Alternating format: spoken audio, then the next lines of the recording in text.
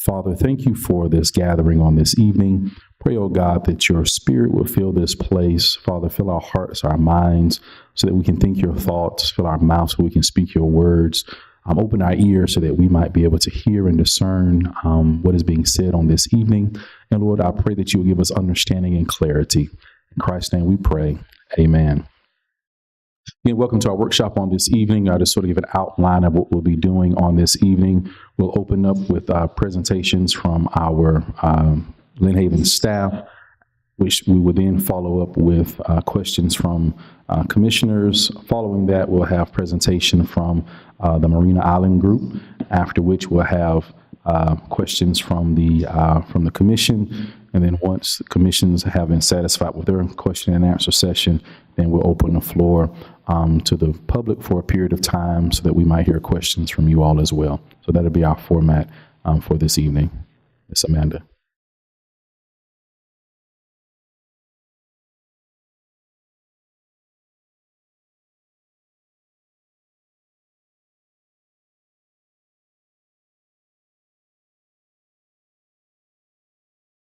Please don't speak out in the audience. Thank you.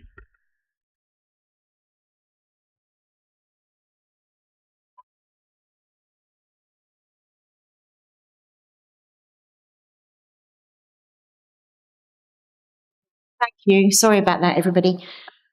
So I'm just going to do a very short presentation as kind of an introduction to the main presentation tonight.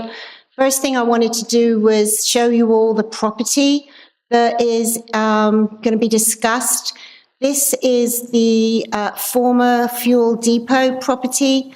That is the main property we're talking about. You can see, and this doesn't have a pointer on it, but if you kind of come across the causeway onto the island, you'll see at the top right, there's land that's owned by Florida State University. And then to the west of that and running south of that is Marina Island property. If you go further over to the west, there's Little Oyster Point. Beneath that is again Marina Island property. Beneath that is SMP Holdings, and to the east of that is Polo South currently. Next to that on the east is another Marina Island parcel. Then there's Natural Light, and then there's more Marina Island. So Marina Island LLC do actually own a very large portion, the majority by far, of that whole old fuel depot property. A little bit of property ownership history. This is owned by Marina Island. This land that we're talking about today is not owned by anybody but Marina Island. When we talk about the master plan that they're hoping to be able to carry out on the parcels. The United States Air Force used to own it when it was the old fuel depot. It was briefly owned by the city of Lynn Haven in August the 21st, 2017, for about 20 minutes. So the way that the procedure goes when the Air Force owns something and then they pass it over, it's more than I can go into here. It took years, but basically it came to the city of Lynn Haven for about 20 minutes, and then it went over to the Marina Island LLC ownership. So Marina Island have owned it since August the 21st, 2017. City of Lynn Haven doesn't own any of it. This is a future land use map here, which shows you what the land use designations are for all of the parcels here. The land use is state controlled. This land use has been in place now for a number of years. The Marina Island portion is you can see the purple and white stripes and then the red and white stripes. The purple and white is mixed use and the red and white is commercial. On the right-hand side at the top, that's the FSU parcel, which is public institutional, and then all that black and white, and you'll remember that Marina Island do own some of that, and it will be in the master plan. That is currently industrial. What can be done under the current land use districts? So, if the developers did not have a master plan, did not develop it in accordance to what they are bringing to you tonight, is there anything they could do with it? Yes, they could. Under mixed use, currently, right now, they could apply for development orders to have single and multifamily homes on the mixed use portion at 10 dwelling units per acre if it were just residential, or if they had a mix of commercial and residential, which is allowed in mixed use, they could have up to 20 dwelling units per acre for residential. That's what they could have currently now on the mixed use portion. Under the commercial portion, they can have obviously a variety of commercial uses. You're used to seeing, what we have in commercial up and down Highway 77. And they could also have multifamily dwelling units, up to 20 dwelling units per acre. So they're allowed to have multifamily on the mixed use and also in the commercial. And then in the industrial, on the industrial parcels, which are the black and white parcels, they could have industrial uses, or again, they are allowed per code and per comp plan to have multifamily dwelling units of up to 20 dwelling units per acre. So the only reason I'm bringing this to your attention is because what the developers are proposing is not just a mass of multifamily, but if they wanted to right now with their property rights, they could bring that to the Commission for approval. And speaking of property rights, this is an element that we had to put in our comprehensive plan per the state. Our comprehensive plan and our land use map designations, as I mentioned before, are governed by the state. They are state controlled. We were told we had to put this, not just us, all of the cities and the counties in Florida had to insert this property rights element into our comprehensive plan a couple of years ago. And basically this gives property owners certain rights. And the first one is the right of a property owner to physically possess and control his or her interests in the property, including easements, leases, or mineral rights. The second one, the right of a property owner to use, maintain, develop, and improve his or her property for personal use or for the use of any other person, subject to state law and local ordinances. The third one is the right of the property owner to privacy and to exclude others from the property to protect the owner's possessions and property.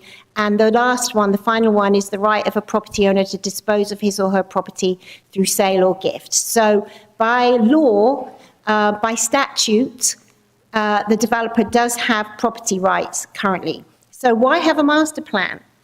The reason for having a master plan is so that the development, this is a large piece of land that we're talking about here. It's not just, it's a lot of parcels, it's huge.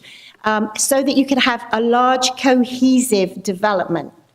A master planned community that is not ad hoc piecemeal. So it's not, we'll do a little bit of this and then a little bit of that, sell this bit off to this developer, sell this bit off to this other developer. You can actually see in front of you a coordinated community, let's say, and then you can decide whether you like that, whether you want that or not.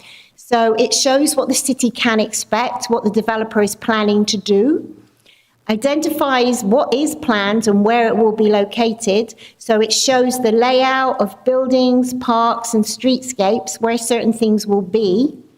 And then if approved, if the master plan is approved, development orders can then be applied for that comply with that master plan.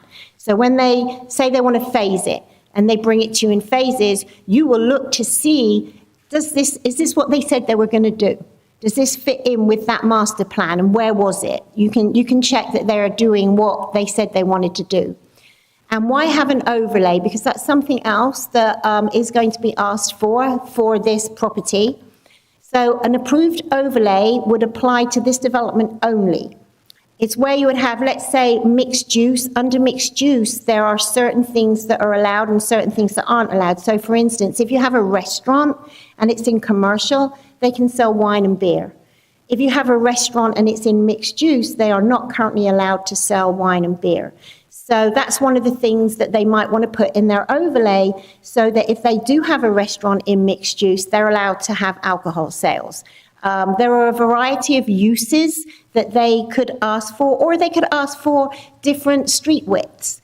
If they were going to maintain them themselves, they might have different materials like cobble streets, brick paved streets, not just your regular asphalt, if they wanted a different aesthetic, a different look, that would not normally be in our code. So if they want things different from that is normally in our code, they have to put that in the overlay for you to approve so that they can have variations. So it allows for different styles and materials to create a cohesive look so that the entire development can have its own distinctive character. Allows for street width, signages, etc., that differ from the regular Unified Land Development Code requirements, and also allows for certain pre-approved uses that would not usually be allowed per the ULDC in that land use map category, provided that there is no conflict with the comp plan. We cannot allow anything that is in contradiction to the comprehensive plan, which is state controlled. So finally then, what is the procedure for this? This is the first part, this is a workshop. How does the process go? If the master plan is approved, this is just a workshop tonight, but if the master plan is brought back to the commission and is an exhibit to a development agreement, so there'll be a development agreement which will identify certain requirements, things the city wants, things that the developer wants. This master plan would be an exhibit to that development agreement. It would come to you all for approval. There would be public hearings. The second part would be the code overlay. That would be an ordinance, so that would have 2 readings, just like any other ordinance, for approval for those code differentiations. And then finally, if those things are approved, the developer would then be able to bring development orders to you by phase, if they want to, for each phase of the development, and submit them to the city so that you could, as I've mentioned before, have a look at them. We'll review them against the master plan and what has been approved per master plan and ordinance for overlay. Thank you. That's all I have. Thank you, Ms. Richards. Are there any questions from the commission? Yes, sir. So when the sale agreement was made between the Air Force and they used the city as a medium to sell to the Marina Island, how much money did the city make off that? I can ask the city attorney. I don't know. I wasn't involved in that. So the city, just as a little more background, originally this project was bid out by the Air Force for direct transfer to a private entity.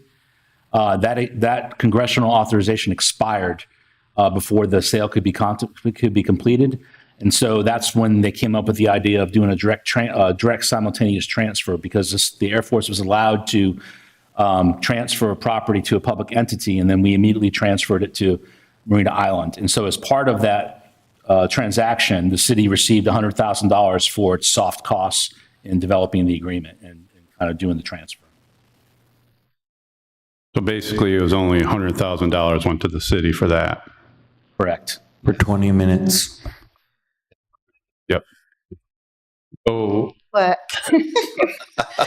the other question I have is, I know when we get a development order, as long as they're abiding by all local, state, and federal laws, we pretty much have to agree to it. Otherwise, it'll open the city to a lawsuit because we're not allowing them to develop, right?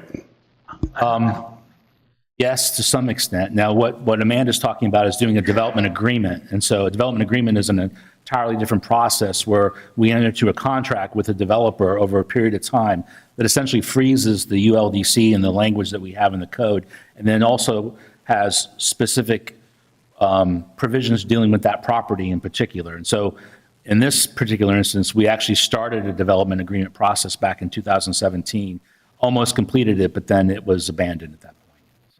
So there is no development agreement? There's no development agreement, no. Oh, I thought the development agreement was done. No, it's not done. that will come to you. What's that? That would come to you. That's part of the process. A development agreement would be reviewed, and there would be discussion and interaction, obviously, between the city and the developer until everybody had it the way that we were all happy with, and then it would come to the commission for approval. Okay.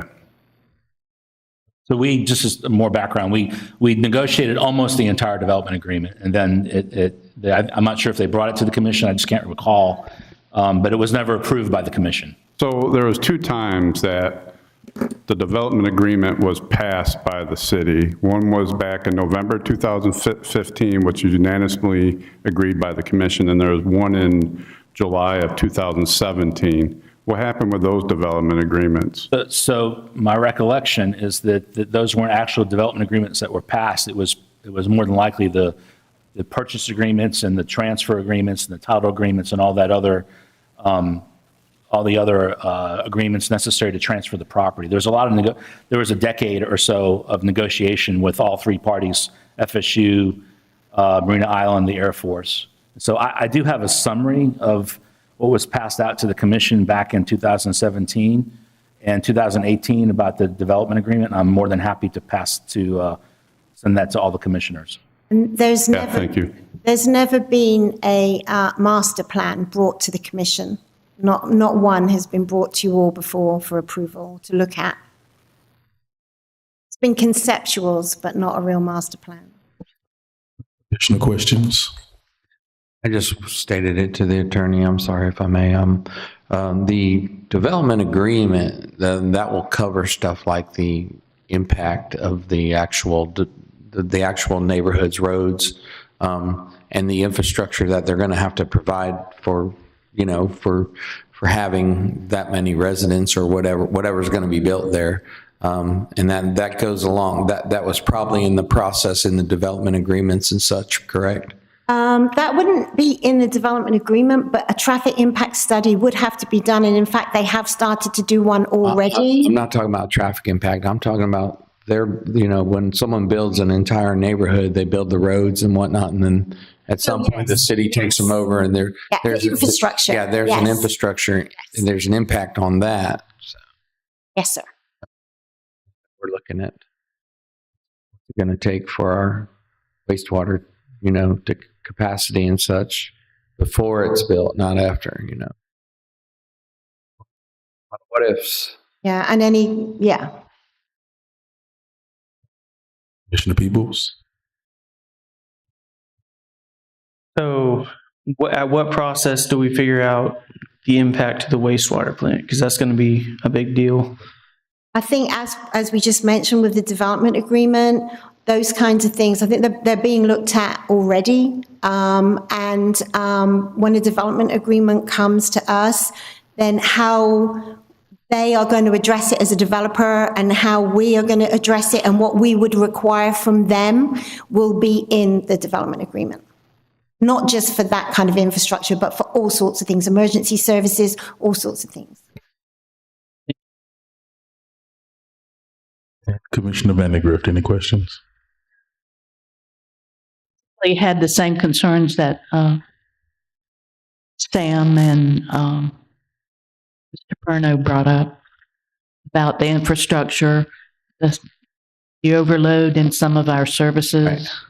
Even I had one more question, if you don't mind, but the main road in is like it's the railroad, like the part of the rails for trails. That railroad easement goes through town from 390 all the way to the fuel depot, correct? We're going to see the master plan in a little while. Okay. So we'll see what the plan is. Any final questions for Ms. Amanda at this time? Thank you. Thank you. This time we invite the representative from Marina Island Group.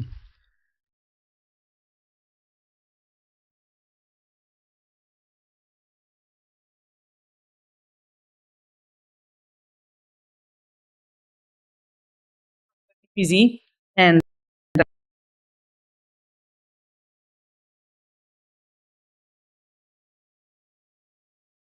yes, we're a company that started really to fight sprawl, and while we may be known for our resort communities of Seaside and Rosemary Beach and Alice Beach, we do a lot of infill work, we do a lot of downtown revitalization, and we write a lot of codes. And we write a lot of codes because very often the kinds of projects people want to see are not permitted by the zoning that the community has.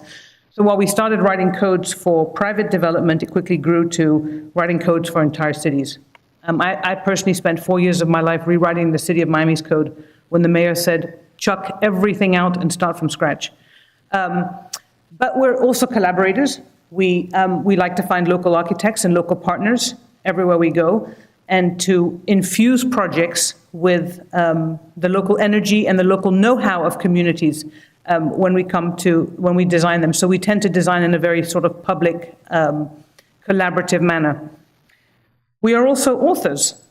We find that a lot of the work we do, by virtue of the fact that we are promoting, or whether we want to call it new urbanism or smart growth or smarter growth, it was very difficult 30 years ago. I've been with DPZ now 26 years.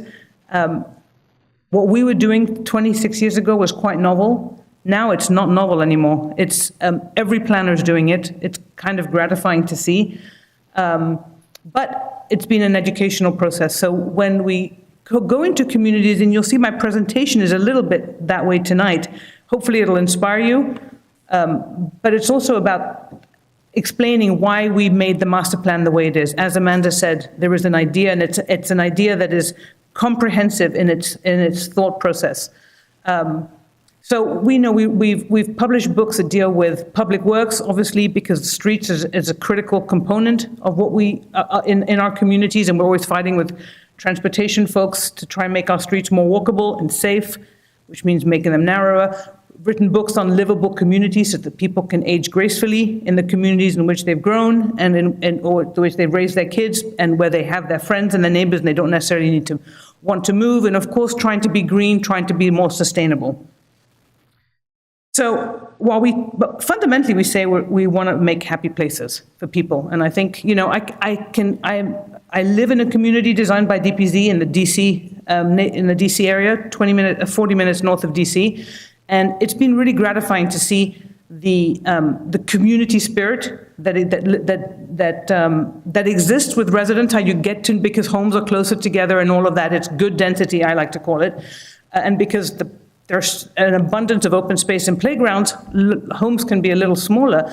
I've watched our daughter grow up there, and it's a happy place. I mean, it's not without its problems, but it's happy places. We like to talk about that, but fundamentally they have to be economically resilient, environmentally resilient, physically and socially resilient too. So as I go through my presentation today, I want to say that, there's many firms that come forward with the right words.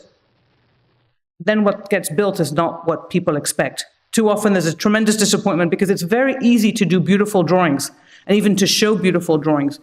But what gets built is often not that. So what you're going to see in my presentation today are DPZ communities. When I talk about ideas, when I talk about what's gone into the thinking of this master plan, you will see that it is those ideas have been adapted to other places, and of course we're adapting them to Lynn Haven as well. But it's about saying the name carries some weight because we happen to be one of those firms out there that has designed some of the most, enduring and lovable places in the U.S. So up on the top are our 3 resort communities in this area, but we've also done a lot of municipal work. Right now, we've actually just started on the Walton County EAR. That's one project that I'm involved in, even though our main office is in Miami. It happens to be my project. But we've done work in Pensacola, in the CRAs, reworking their design guidelines to help them preserve some of the character of the historic homes that they have there. We've done private projects. We worked in Perdido Key, where we did a downtown master plan. So we have a long established history in this region. We've done a lot of waterfront communities, of course. I'll be speaking about this one as I go through the presentation. While it happens to be in Canada, the scale of it and the uses that are proposed for this project are actually quite similar to this project. But we're mostly experts in what we like to say traditional complete communities. And what do we mean by complete communities? Is places where people can access their daily needs, not every one of their daily needs, but a few, by walking or by biking. It's a mix of homes that work well together, and it's accessible, usable, visible open space in very different types, and of course, safe streets. And not all our communities are expensive. Seaside certainly didn't start off that way. It was very affordable when it started. But because these kinds of places are so desirable, the prices get jacked up. We don't have enough of them. There are so many barriers, regulatory barriers, to creating the kinds of places that people want. So until the supply catches up with demand, it's going to be expensive. But we have done a project, this happens to be one of mine as well, which we designed 20 years ago outside of Missouri, where the developer was very committed to keeping things affordable. And the housing here is so basic and so affordable, it's boxes. But he wanted a really good public realm. So the streets are beautiful, the open spaces are beautiful, and the housing is completely affordable. So I wanted to show this to say that we're not only, people tend to think that new urbanism is exclusive. It's not. It is really trying to work to reintegrate into our communities the types of homes many of us grew up in. And fundamentally, as I was talking about happy places, it's about places to linger. So all our communities have greens and plazas where people can come together and celebrate whatever it is they're celebrating. So Amanda showed you the project. You know it. It's 176 acres. It's hard to comprehend how big 176 acres is, but it's very large. For those of you who know Rosemary Beach, it's about the size of Rosemary Beach. And of course, it's at the end of the Rails to Trail line. The existing conditions are here, of course. There's the site boundaries. There's a few parcels, out parcels we would call them. There's the easement, there's the wetlands, there's the bay, and we've taken all of that into consideration in our drawing. And of course, the history of the site is interesting. There's a building that remains that our client is aspiring to turn that into some kind of a museum. So that'll be interesting to see how that evolves. But the history of the site should be celebrated in the architecture and in the way we convey that. A few photos of the site, of course, you probably all know it well. I don't have to, but it can be enjoyed from the water. And the idea is that it would be a marina where everybody can come. We came here, it's hard to believe, 2 years ago now already, to do a charrette, where we visited the site, we walked the site, we got to understand it, and we held this multi-day workshop where the city came, where we really got to know the site and understand the constraints, and generally came up with the big ideas for the plan. So Amanda touched on this too. We, of course, look at what's permitted by right and what the ordinance permits. And so this shows the different parcels with the different zoning and the dwelling units that could be built, as well as the amount of commercial and or office space, as well as civic and everything else that could be put on this site. And that's always sort of a starting point for us. We always look at comprehensive plans as well. So what is the city of Lynn Haven's comprehensive plan? Some cities have vision statements. I saw one outside on your wall here. It's lovely, and I think that, when I read this, I hope that you will agree by the end of the evening that the master plan we're proposing here very much fits with the goals that you had in Lynn Haven. So maintaining the traditional town development pattern. You've got a great grid of streets near the site, which is wonderful to see. Promoting infill development, providing land use strategies that allow new development to accommodate living spaces and workspaces within close proximity to each other, and of course having the adequate public facilities to support that. That's very important. And when we begin to design a site, we like to think of this concept that planners use, which is this, you may have heard of the 15-minute city or the 5-minute city, many different names for it, but the idea of a neighborhood, which is where people can walk from 5 minutes to their daily needs. This is how we begin to plan our sites, and there are 3 neighborhoods that fit on this site. It's actually quite large. So we wanted to show you an example. So what we did here is we overlaid Rosemary Beach onto the site so that you could see it and understand and see the number of streets, the number of building types, the different building types that exist here, and the variety of spaces that you have here. So when you have a site this big, the last thing you want is a monoculture of something. So Rosemary Beach has a tremendous amount of diversity, not only in the street types that are here. When you're in the main street versus when you're in a more residential area. Where you're in an alley or whether you're on a boardwalk that takes you right to the water. And I put this in because even Rosemary Beach is a community that is a resort. People come They park here once when they come to vacation here, and they don't really get into their car if they don't have to. There's the main green for the farmers market and the cafes, of course. There's a school, there's a town hall, there are shops, there are restaurants, there's a hotel, there's an inn, and of course there's lots of playgrounds and that variety of building types that you will see in this project as well. But I also put Pensacola in because this may be familiar to you too. The wonderful Main Street they have, of course, on Palafox, with those commercial buildings, the continuous street wall of commercial buildings that are there, but as well as but there's also large single family, smaller single family, mixed use buildings. All of that can fit on this site.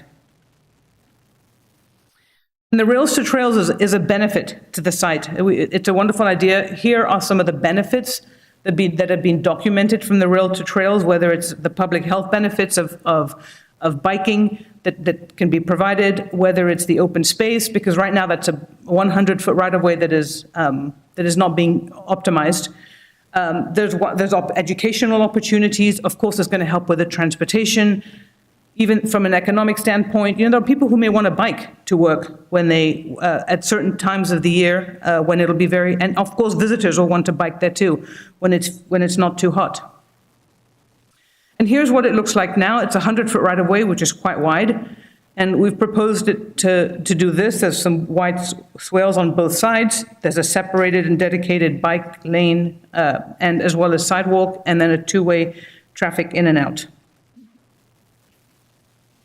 And here's the master plan. And I'll take the time to walk you through the master plan, but I wanted to first show you the four big ideas that have come into this. The first one is that it's going to be a boating community.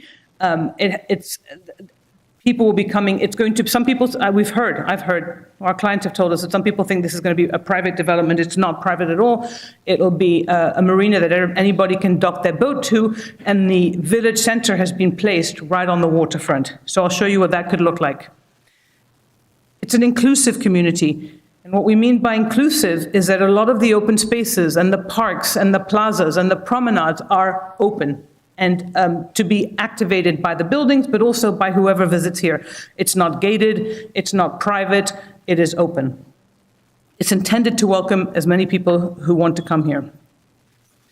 It's a resilient community, and what we mean by resilient is a mix of building types, a mix of building uses, and everything that it takes for a place to not be fragile economically. You don't want, as I was mentioning, not one type of building here because it's going to be built over many years. And so you want to be able to attract as wide a group of people here as possible, and that means different building types. And lastly, but it should have probably been the first one, the idea of a walkable community. And I always tell everywhere we go, we always tell people, you can't be sustainable if you're not walkable. At a bare minimum, we really need our streets to be walkable. And for streets to be walkable, they need to be safe, they need to be comfortable, they need to be useful, and they need to be interesting, meaning they link destinations together. Otherwise, people won't walk. And it's a critical component, and we've thought a lot about what these streets will look like. So here's the master plan. And so going from east to west, there's a main spine road that brings you in, and you'll cross a bridge. And initially, it's just single-family homes. So the yellow you see is represented by a variety of different single-family lots that terrace down or up. The light brown buildings you see are the residential buildings. They tend to be courtyard buildings, so they offer open and expansive views to the water. And then the red buildings you see are where we're anticipating, the light red or the pink, where the mixed-use buildings would be, where the retail and the restaurants would be, and the bright red buildings are the civic buildings.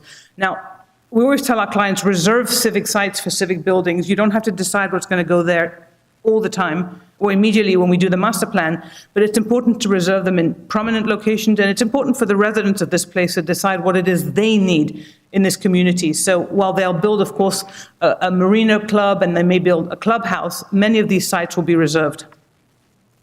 And this works on a pattern of street, pedestrian way, and I'll show you how that works. And we also have, we were told how much water detention was needed here, and it's provided in the form of canals and sort of narrow lakes, or wider canals, I would call them, as you can see in here. So the first big idea was the idea of a boating community with a vibrant waterfront village center. What would that look like?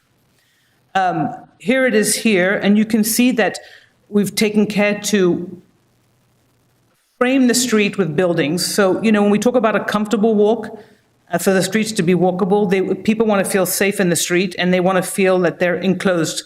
So we like to think of streets as outdoor rooms where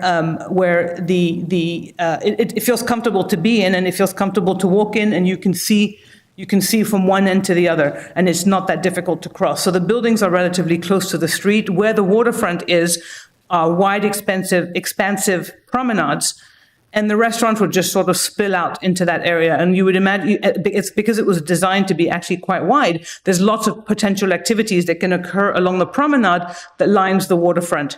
And then as you move towards the west, you would have residential buildings. Again, in all cases, the parking is either under the buildings, tucked behind the blocks, or sometimes you'll see this later, a proposal for 2 structured parking garages to service the needs of all the residential buildings. So there's a variety of parking, but it's always hidden. But the streets predominantly have on-street parking as well, because it protects the pedestrians when you have wide sidewalks and kids walking down it. It's always nice to have. And then as you move towards to the west, you get the residential buildings, and I'll show that in a sec. So this is a quick rendering. Now, it's drawn to scale, so you can see the scale of the buildings vis-a-vis the waterfront. You can see the depth of the promenade and all the activities that can happen along it, with restaurants and terraces spilling out onto the promenade. And you can see the multifamily buildings that we're imagining the majority of them will be 3 stories, and maybe a few places where we want 4, maybe 5-story parts to pop up, but the vast majority are going to be 2- and 3-story buildings, with the parking hidden. Sometimes, as you see in the bottom right, in a surface parking lot, other times under the building. And in all cases, as you see here, you have what we call perimeter buildings, which are buildings that are very regular, shaping the street, and then the irregularity is taken up by the size of the courtyards. So it can create some wonderful spaces. And streets very often open up, as you see, to the triangular green that's about in the middle of the site, to public spaces with pavilions, with places where people can gather. And so I wanted to show you Friday Harbor, because we can draw it, but here's an idea that's very similar and that's being built up that way. And so sometimes people tend to think of public spaces as always being green, and they don't have to be. It's wonderful to have wide public paved areas too, for where a lot of the activity is going to be, where the restaurants are going to happen, where people are going to be strolling, where you could have pop-up festivals or pop-up shops at certain times of the year. But what you see here, which is the retail shops at grade, the living above the courtyard, the plaza activated with different activity options, with different play areas for the kids, or for places for people to sit, with the waterfront promenade then stepping down to the marina, with restaurants, with terraces that spill out. That's exactly what we're envisioning here for Marina Island. So it's different ways in which the waterfront is activated. But then we're also incorporating, if we're going to have managed stormwater, the last thing we want is a storm pond with a fence around it. So we've done this in many projects where the stormwater requirements are really integrated into the open space network, and this wouldn't be any different. And of course, there are times when there are water features that are there just for artistic purposes, but there are also times when there are canals. And the canals are made to be public, meaning there's always a sidewalk along the edge of it, so it's not privatized. Miami is a city that has a ton of canals, and you would never know it, because it could have been Amsterdam or it could have been Venice. But it's not, because they were completely privatized. So if you happen to have your home on a canal, that's great for you. One lot in, you have no idea they exist. And that's not what we wanted to do here. We really wanted to bring those water views deep into the site as much as we could. And then, of course, you have the wide plazas, which I was talking about, with the shopping and the dining. There's also a main street, and the main streets are important because that's where a lot of the activities are going to be. That is where you're going to have the greatest intensity of uses. This is where you would have the tallest buildings. It's in a very limited area where there would be sort of 24-hour activity. That's where the sidewalks are the widest. That's where the dining and the restaurants are, and that's where you have the retail with the residential, or maybe even office above. And here's a view, we're beginning to think about what should the architecture of the place look like. Should it be white buildings? Should it be colorful buildings? We want it to be, of course, a vernacular that is appropriate to the region, but the approach of it, as you can see here from the marina, looking out onto the scale of the building, into the scale of the place, is we feel it's an appropriate size. And of course, you're going to have deep loggias, you're going to have a lot of balconies, you're going to have big windows so that people can be enjoying the views. So, second idea is this idea of an inclusive community. And so what we mean by inclusive is this robust civic infrastructure. So here you see the different green spaces, and there's a variety of green spaces in the form of wide greens that are attached to the streets, in the form of preserves down by the east side as it opens up to the bayou, and the Lynn Haven Bayou, in the form of little courtyards where the residential buildings are going to be, and in the form of a lot of different playgrounds and what we call green streets that connect you to the water. So I'm going to show you examples of what all that looks like. And the green network you see here, we spend a lot of time thinking about where it needs to be because it's not embedded, as opposed to parking, which is embedded in the middle of the block, it's always fronted by streets. So we code our open space in a very deliberate manner by making sure that it's always fronted by at least one or two streets so that it feels public, it is public, and it's accessible and visible from many different places. It's always an orienting element as well. So, as I mentioned before, it's important to have hardscape places, which should also count as open space for the variety of different options you want to have. In Kentlands, where I live, it's where we have, like you see here in Friday Harbor, where we have our Christmas tree lighting and where everybody gathers for main events, where the pop-ups are, where the farmers market are, where we have communal dinners. That every year that's put on, and it's where the 5K starts. All of that happens along the plaza because it's where the greatest intensity of uses are. And it's where you have those aha, wow moments. Every community hopefully has them, places where everybody's going to come and gather, where you're going to take people when they come visit. Hopefully this is one of those places. But there will also be more quiet places, more resident playgrounds for the kids. Of course, that has to be there. We often and we've designed this in this project a lot, homes around shared greens. It's very, and they always sell for more per square foot than homes on streets because it's places where the children can go and play without having to cross a street. It's places where it's great to put senior housing because the seniors can come out there and play and talk to their neighbors as they need to. And it's places where you can put up some chess boards or backgammon games or whatever it is you want to do. And then there's these pedestrian streets. As you see here, these courts, what we did in Rosemary Beach in the top right drawing is very simple. We just literally set the buildings back by 30 feet, and all of a sudden it created a wonderful little intimate green. And you want those kinds of places too. So there are people who want to move to Marina Island for the activity, and there are people who will want to be there, but be somewhat removed from the activity. And so both of those options are available. And then of course there are those green streets, and those are the boardwalk streets that are a good orienting device that are always oriented down to the water. Here's an example of them too, and we want to be able to do what we call light imprint, which is, maybe raising it right off the ground, being careful as to how the stormwater is managed, and really integrating that stormwater management in the form of rain gardens and bioswales, and in a way that can sort of enrich the urban environment. So here are other examples of them. And so you'll see a lot of those greens because the greens can function, they can be really, really multifunctional. And a lot of our open spaces are conceived to be used in many different ways and to be programmed with many different activities as well.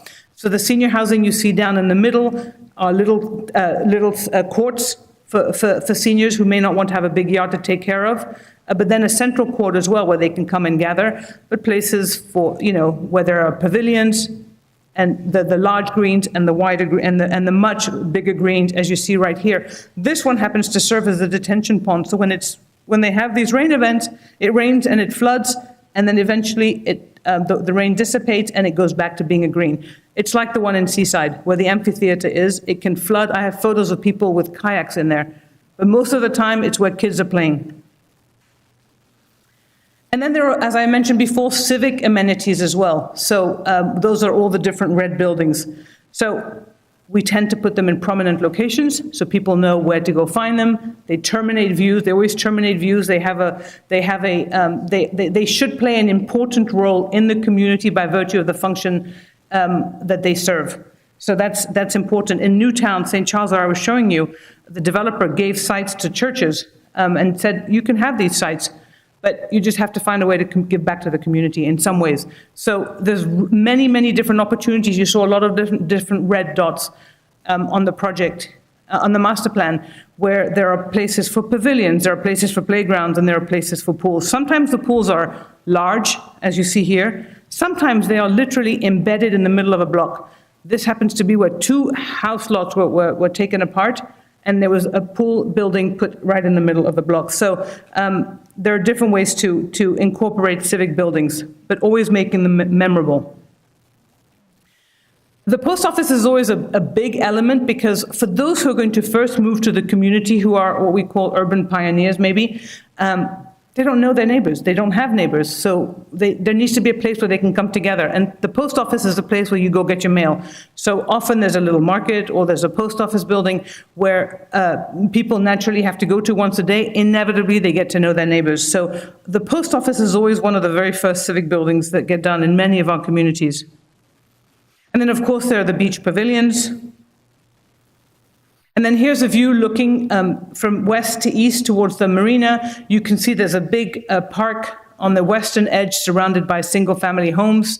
But that park is, presents a wonderful opportunity, and it's very generously scaled to be right on the waterfront and to program that park with a lot of different fun activities for people to enjoy. And then on the western side, it's more, it can be much more private. There may be a dry stack there, we're not sure yet, but we've envisioned one if there were a need to maybe have additional boat storage here. But there's opportunities to have these very tranquil walks through the land and through the bayou. That could be a place where people can go and just be, have some passive recreation as well.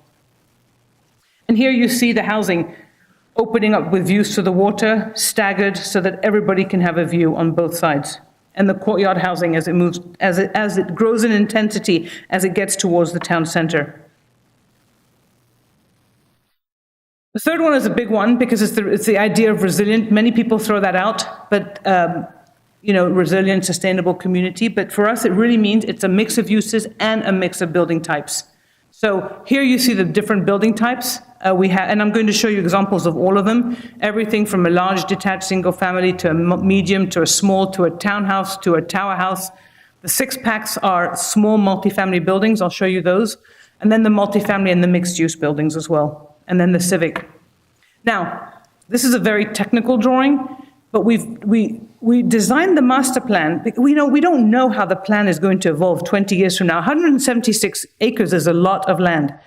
So we've designed the blocks to be somewhat modular so that the density can dial up or down depending on what sells well or what sells less. Maybe there'll be more need for more townhouses and less single family. Maybe there'll be a need for more small multifamily and less townhouses. We don't know. We don't want to predict. There's obviously going to be a cap to the number of units that can be built here, but we think that we want to give the developer the latitude to somehow bring in the type of housing that is appropriate at the time. And it's a density that ranges from 4 units to the acre all the way to 33 units per acre. So now, density is something that most, I'm sorry, it's so light, it's hard for people to see. Oh, you can see it better here. But it's a poor predictor of character. Now you all, because this is your world, you understand density. But most people have no clue what 8 units an acre means or 20 units an acre means. They don't know. They tend to think the higher the number, the worse it is. Well, but low density can be done very poorly or it can be done very well. High density can be done very poorly or very well. And this is an example of, whether it's 4 big houses, 2 duplexes, 4 cottages, or 1 quadruplex has the exact same density. But we like to tell our community members, what kind of buildings would you like to see here? How should it address the street? So here's an example of an 8-story building on one side and triplexes on the other. And you would think that the building on the left is more dense. Actually, it's not. The building on the left, because of the parking requirements and open space requirements, is at 44 units an acre, and the one on the right is 74. You can achieve very high density in really, really nice ways at a scale that is appropriate to what people want to see. That's 3 stories. It's not that much.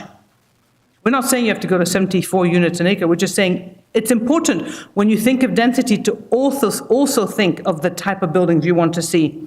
Here's another one, a 12-story building on one side and townhouses on the other. One has 8% lot coverage, one has 80% lot coverage. One is on 4 they're both on the exact same number of acres, and they're both at 22 units an acre.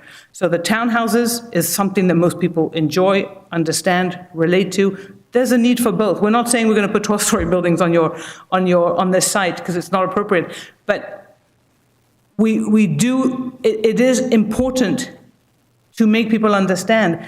Don't only focus on density, focus on the building types you would want to see here. Now, our housing needs are shifting as well tremendously. So there used to be, as you can see here, from 1960 to 2020, married with children has gone from 44% to 19%. The majority of the homes being built have 3 bedrooms, and that's just not the reality of what America needs right now. The number of homes married with children has stayed somewhat stable. Single with children has gone up. Living alone has tremendously gone up, and other has gone up too. So what does that mean? Today, 30% of U.S. households are single-person households. By 2030, 70% of households will have no children. And I always have such a hard time believing that statistic, but I'm actually one of those who will fit into that category. 20% of Americans will be 65. 50% of Americans want to live in walkable areas, and 30% of households are cost burdened. It's actually now gone up tremendously from that. So there is a gap between the typical single-family home that is being provided and what the majority of Americans are going to need. So there's a missing middle housing. You may have heard that term. It's a term that has gained a lot of sort of national prominence. All that means is, we see many projects, and you probably see this in Lynn Haven too, single-family homes being built and the very, very large multifamily, and nothing in between. That's a lot to do with the fact that we've zoned out in many of our zoning codes the stacked duplex, the townhouse, the duplex, the live-works, the small multifamily, the small courtyard buildings. And when we look at our housing crisis, we begin to understand why. Now, 75% of single-family homes are too expensive for most people to buy, and we have a tremendous shortage of housing. You may not have a shortage of housing here, but if you want to remain, economically competitive, and you want to diversify the kind of housing you have, this site is the right site to do it on, simply because it's a very large site, and you should be providing as wide a range of housing as you possibly could here. So why not try to capture a much larger part of the market? And it just so happens that 30 years ago, the idea of building more compactly, it was very hard to find the economic validity of it. We knew it inherently. Now there's so much literature on it. We understand why it's better from a fiscal standpoint and an economic standpoint, and there's tremendous literature on it, and I'm happy to forward any of these documents you would want to see. But when you see that smart growth development can generate 10 times more tax revenue per acre than conventional suburban development, that is simply because the master plan you see, the master plans we design, are about really trying to be judicious in how we lay out the land. There's a lot of open space. There's a lot of public spaces, but it's not a lot of single-family homes. It's not a lot of multifamily homes. It's a mix, what we like to think, in the right place. And there's also firms like Urban 3, which we work with a lot, who really come into municipalities and show very clearly they will map. And we've learned a lot by looking at what they do. They map the fiscal productivity of land in a town or in a city. So it helps cities understand where are we in the red and where are we in the black in terms of where is the municipal tax that is being generated exceeding the maintenance cost for us, and where is it falling short. Too often, cities think, we just want the developer to build the street, and they're not thinking about the maintenance of it. And so as we sprawl out, those maintenance costs become harder and harder to maintain. And there's also, as when we talk about being more attainable or building better housing, there's the Center for Neighborhood Technologies out of Chicago, and they have this, they say when we want to talk about being more affordable, we need to be thinking about having location-efficient metrics, meaning where is our housing and what does our housing cost, but how are we getting there? And they have this fact sheet, and I put in the city of Lynn Haven. Now, this was done in 2020, but 0% of your neighborhoods are what we call location efficient. And I'm not putting this up to say, look, many cities around the country are that way. But here's an opportunity to get that 0 to be something else. And there should be, and what's great is that there's already a lot of workspaces, industrial uses in there, including the call center, which has a lot of workers. If some of those could be living on the site, that would be a tremendous gain. So I encourage you all to go look at this housing and transportation fact sheet to really try and understand if you want to be meeting the goals you have in your comprehensive plan, how can you be modifying your rules to try and make that a little easier. And then the social benefits. I won't speak about the environmental because those are obvious, but the social benefits are also something that a lot of people are focusing on. The crisis of social isolation, especially for elderly people, the AARP has equated it to having the same impact on people's physical health as smoking 15 cigarettes a day. It's tremendous. And when people are stuck in their homes and they have to drive everywhere and they can't drive for whatever reason, it's a problem. When they're in a walkable neighborhood, it makes a tremendous amount of difference because they can literally step out of their home and go visit their neighbors. And so, yes, The Happy City that Charles Montgomery wrote, it's a wonderful book, but it's really about how we transform our lives through urban design and the fact that when people live in these connected places, they are happy. I mean, what we're really missing are those social connections. And it may sound very lovey-dovey, but it's absolutely true. And it's not for everyone. And I always tell people it is not for everyone. And the communities we design are not for everyone. But for those who want the large single-family house on an acre or a third of an acre, there's an abundance of choice. But there's a lot of people who don't want that. And now more than 50% of the American population want to be in walkable neighborhoods. Those places don't exist. That's why it becomes expensive. So there's going to be a glut of single-family homes for people who want them. We're not there yet. But there's also a desperate need for more affordable units and a greater mix of units. So here are the building types that are being proposed for Marina Island, and I'm going to show you examples of what all of these mean or are intended to convey. Because we often see multifamily buildings. Multifamily buildings often have such a negative connotation because they're surrounded by a sea of parking. Multifamily buildings really only work well when they are embedded in a downtown and people can walk out and go to a restaurant or go to a cafe or go to the post office or go to wherever they want to go. In that case, it feels like an upward trade. If it's a multifamily where you have to get into your car and go anywhere, then why wouldn't you have a single family home? So our multifamily are always embedded in places that are absolutely walkable and where the buildings are they may have a courtyard in the back, the parking is hidden, so when you're looking out of your unit, you're not looking out onto a sea of parking, you are looking out onto a street, or you're looking out onto a park. And in this project, it'll be the same too. We're going to have to raise some streets, there'll be parking below to hit the flood level, but there are opportunities for that, which means that the parking can happen there and the courtyards can be raised, and it can be a really you can capitalize on the fact that some of those buildings have to be slightly higher. And even the commercial can be done at grade and then the residential above, as you see in Galveston. And they were hit, Galveston has been hit by quite a few hurricanes. This community is one of the ones that survives it consistently because they've thought about it. Now, the apartment villas, what are apartment villas? Apartment villas are buildings that have a common entry, and then there's two apartments per floor. What's really nice about that is that you get windows on all three sides. So you don't have a corridor in the middle and getting light in from only one side, but you have light coming in from three sides, 2 units per floor. So you can get to 24 units an acre if you have 4 units per building. You can get to 36 units an acre if you have 6 units per building, as you see in this case. And they can be embedded in single-family neighborhoods. As you read about all the cities around the country doing away with single-family zoning and wanting to have fourplexes and duplexes, these are the kinds of housing they're thinking about. And here's another example of them. They fit well with the scale of single-family homes. And they are detached. They don't need structured parking. They don't need underground parking. They just need a 100-foot deep lot, as many of our single-family lots are, and the parking in the back. And sometimes there are parking liners. And so sometimes you have to put parking to the street, but you can always line it. This happens to be shallow liners. There's a townhouse right there at the corner, but then on both sides is parking on the ground floor and affordable housing above it. Sometimes, of course, you have townhouses and live works, so that's commercial on the ground floor and residential above. And we foresee that happening here in Marina Island. And of course, sometimes you have homes on intimate courts. And then there are tower houses. There are tower houses on the western end of your site, and those are narrow homes.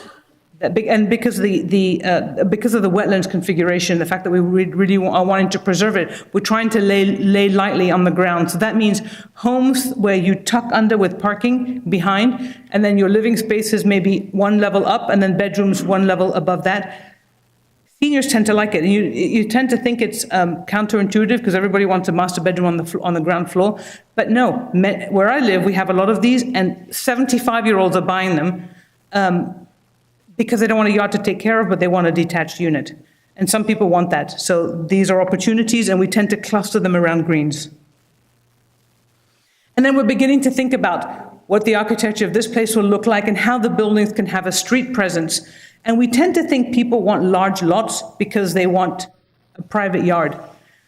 But our projects have shown, and now many projects have shown, that you don't need a large lot to have complete privacy. You can have a very large lot and have zero privacy in your backyard if the house isn't configured properly. But by virtue of the fact that we tend to detach our garages from our homes and we have zero lot lines, you can have the most wonderful courtyards on a very small lot. So for those of you who may know Rosemary Beach, the majority of the lots are less than 50 feet wide, but they all have very private courtyards. And so now we're designing, 30 and 36-foot lots with courtyards as well. Once you tend to allow for the zero lot line, you can have really magical, very private spaces. And we're not saying every house is going to be a courtyard house, but God knows the climate is perfectly appropriate for it. It's a wonderful way to have private space. Some people will have backyards too, and that's perfectly fine. But you can achieve that privacy on a small lot by virtue of how you lay out the house.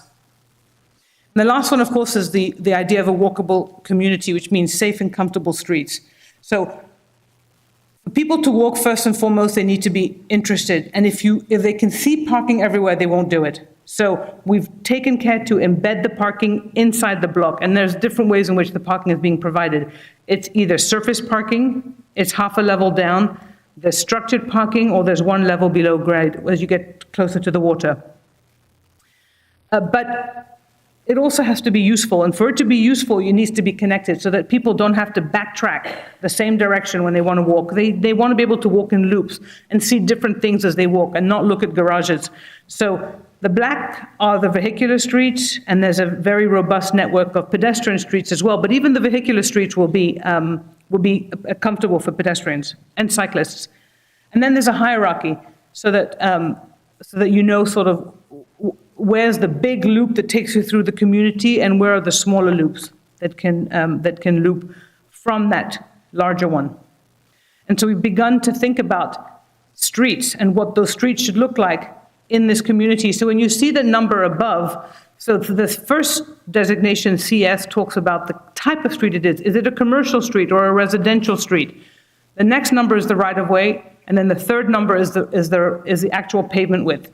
Now, we're lucky, and we're always fighting with DOT, but the Florida DOT has dramatically changed in the past 10 years. They've adopted context-sensitive design. They've acknowledged the fact that streets need to be different depending on the context they're in. So whether they're going through a suburban context, an urban context, or a rural context, they have to change. 10 years ago, that didn't exist. So now it does, and it's very gratifying to see that. So we've begun to design what those streets should look like, and that means how wide are the sidewalks? And of course, when you're downtown, you want the sidewalks to be much wider, you want your trees to be generously scaled planters too. There are some places where we call them the shared streets where it'll be paved from building edge to building edge and it won't be depressed where the street is. You won't have a curb and gutter. Other times, of course, there are commercial streets that are on a canal, and we're thinking about what the width of the parking lane needs to be, and the travel lane, and the median, and the sidewalk, etc. And what are the uses that will be permitted along them. And then more neighborhood streets, where the sidewalk may get slightly narrower, you have parking on both sides, the travel lanes may also get narrower.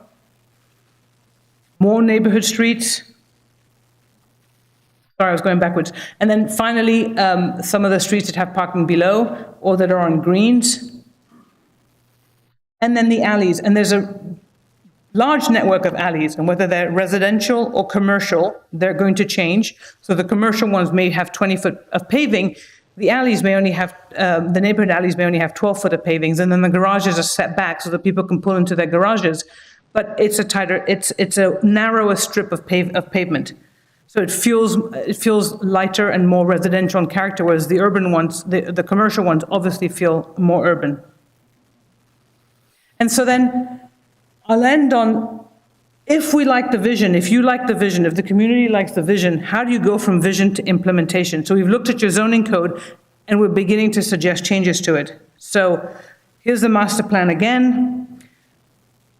We're suggesting changes to the width of the streets. I was glad to see, and I didn't know this, that Amanda said that when you do a master plan, there is an overlay, there's leeway to the street widths. I'm sure these will be battled, but let's start with, and now there's a lot of literature that says that you should have, on residential streets, there's no need to have wider than 10-foot travel lanes.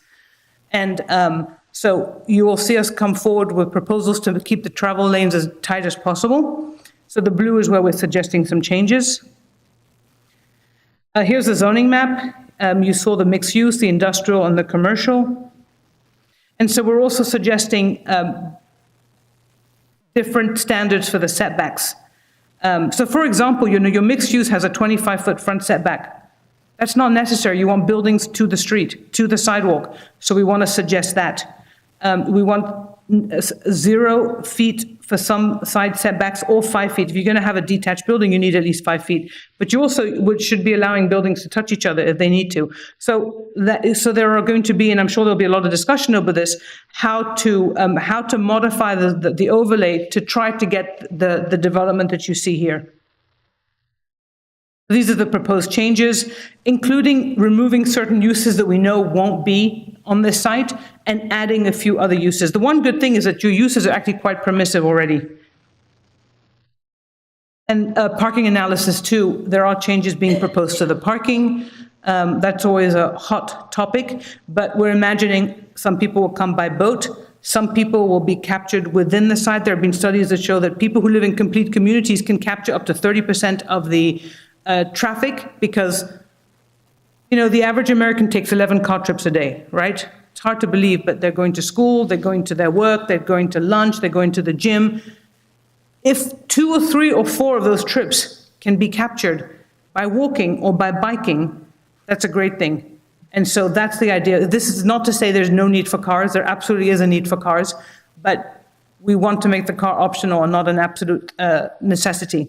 So we're thinking carefully about what we think the parking requirements need to be, understanding that there's going to be a multitude of ways in which people can come to the site. And then more proposed standards for the parking. And that's it. Thank you. I'm happy to answer questions. Thank you for that very thorough presentation and overview, and welcome back. I do remember a couple of years ago when you came and did the initial workshop. I think it was another gentleman with you as well. Well, the initial question I had, you actually answered, and I guess Ms. Amanda could follow up with that, and that's in relation to our ULDC. Would we then have to, because I saw the different variations or changes you would like for us to make in the ULDC to make this master plan fit into what we have, essentially, would it just be, with those changes, if we adapted those, be specifically just for the Marina Island project, or would that apply to other areas as well? Yes, sir. It would just be for the Marina Island development, which is why it would be an overlay If you recall, we used to have an overlay for Highway 77, the portions that were in the CRA, and 390, which had specific requirements for aesthetics for the buildings, et cetera, on that overlay. So the overlay, that's why it will be an ordinance, because the ULDC will stay the same. What's allowed in mixed use and the type of roads that we require, those kinds of things will still be in the ULDC under technical standards. But whatever they want different from our current code is what will be in the overlay, it will be in the ordinance, and it will apply to mixed use and commercial and industrial purely for this project. So it doesn't change the whole of the ULDC. Okay, thank you. Are there additional questions from the commission for Ms. Marina? So I remember last time you came, you had two different plans. One included the industrial park and the other one didn't. What happened to that other plan? The industrial park, you mean the 8-acre parcel on the, no, we know, the plan hasn't changed. I mean. No, you had two of them. One of them didn't include anything that's in the industrial park. Oh, you mean on the west side? Yes. Oh, well, then that we decided to take a look at the entire site.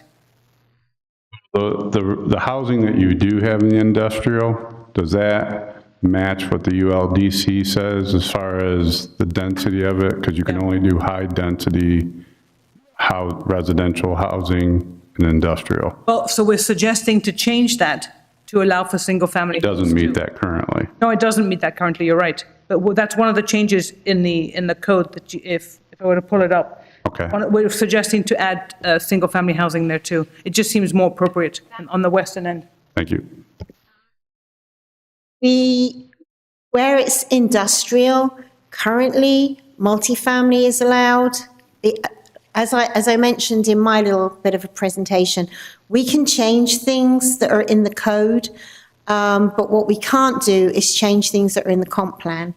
And the type of housing that's allowed in industrial is set out in the comp plan, and it's multifamily. So if we wanted to allow single family in the industrial, that would actually have to go to the state. What they'd have to do is change that from industrial. They would have to ask for a land use map amendment to make it mixed use or something. Right, because, I mean, there's a couple of things I'm thinking here. One, my concern is we're encroaching on the industrial businesses that are in there. And I don't want to lose them, because once we lose them, they're gone for good. And the other one is, we had someone that wanted to change something industrial to residential, and we turned it down because of fear that it was encroaching the industrial park. So that's why it kind of surprised me when you come down here and did the presentation and don't see the one that didn't include the industrial park. Yeah, I remember that from 2 years ago, that there was, we had been told that there was a controversial request to change a use. But, you know, as we write zoning codes from around the country, housing is not incompatible with industrial at all. You know, these are not noxious uses. There's a reason why we used to separate everything from everything else. But there's no reason why industrial uses, even industrial zone, I mean, I'm not telling you anything you don't know, but there's no reason why housing of a variety of different types can't be in industrial uses. I understand it's a comp plan change and it's complicated. It'd be easier to designate it something else. And I understand that's controversial too. That'll be for you all to decide. It does allow multifamily, and it may be that's what our clients choose to do. Additional questions? Yeah, I got some. One of my concerns is that with this large-scale change, I know it's secluded in the one area, but in the past, when you guys have developed these communities, how has it affected the other businesses around it? Because we're going to go, you know, we're going to have a completely different customer base. If we've got this really attractive area over here, then what happens to the businesses of the surrounding area? Are people going to stop going to those businesses and then be attracted to this area over here? I'm concerned about the people the businesses that are already here. Well, I mean, it's a good question. There's not a lot of commercial uses. I mean, like restaurants and that sort of stuff anywhere near the site. So hopefully the restaurants and whatever shops come in will be considered an amenity for those who live in and around. Now, when we look at our other community, this is in particular to this site, the Marina Island site, like there's no restaurants within quite a distance from it. Now, businesses tend to do well. Businesses that tend to surround our communities, I'm not talking about our resort towns here, but generally the communities we design tend to thrive much more because there's just more people to be able to frequent their businesses. So often it's not one at the exclusion of the other, but they tend to mutually sort of support each other in many different ways. So it's not about sucking the energy from one place to another, which is not the case for this site, but it's really about finding those uses that can be synergetic together.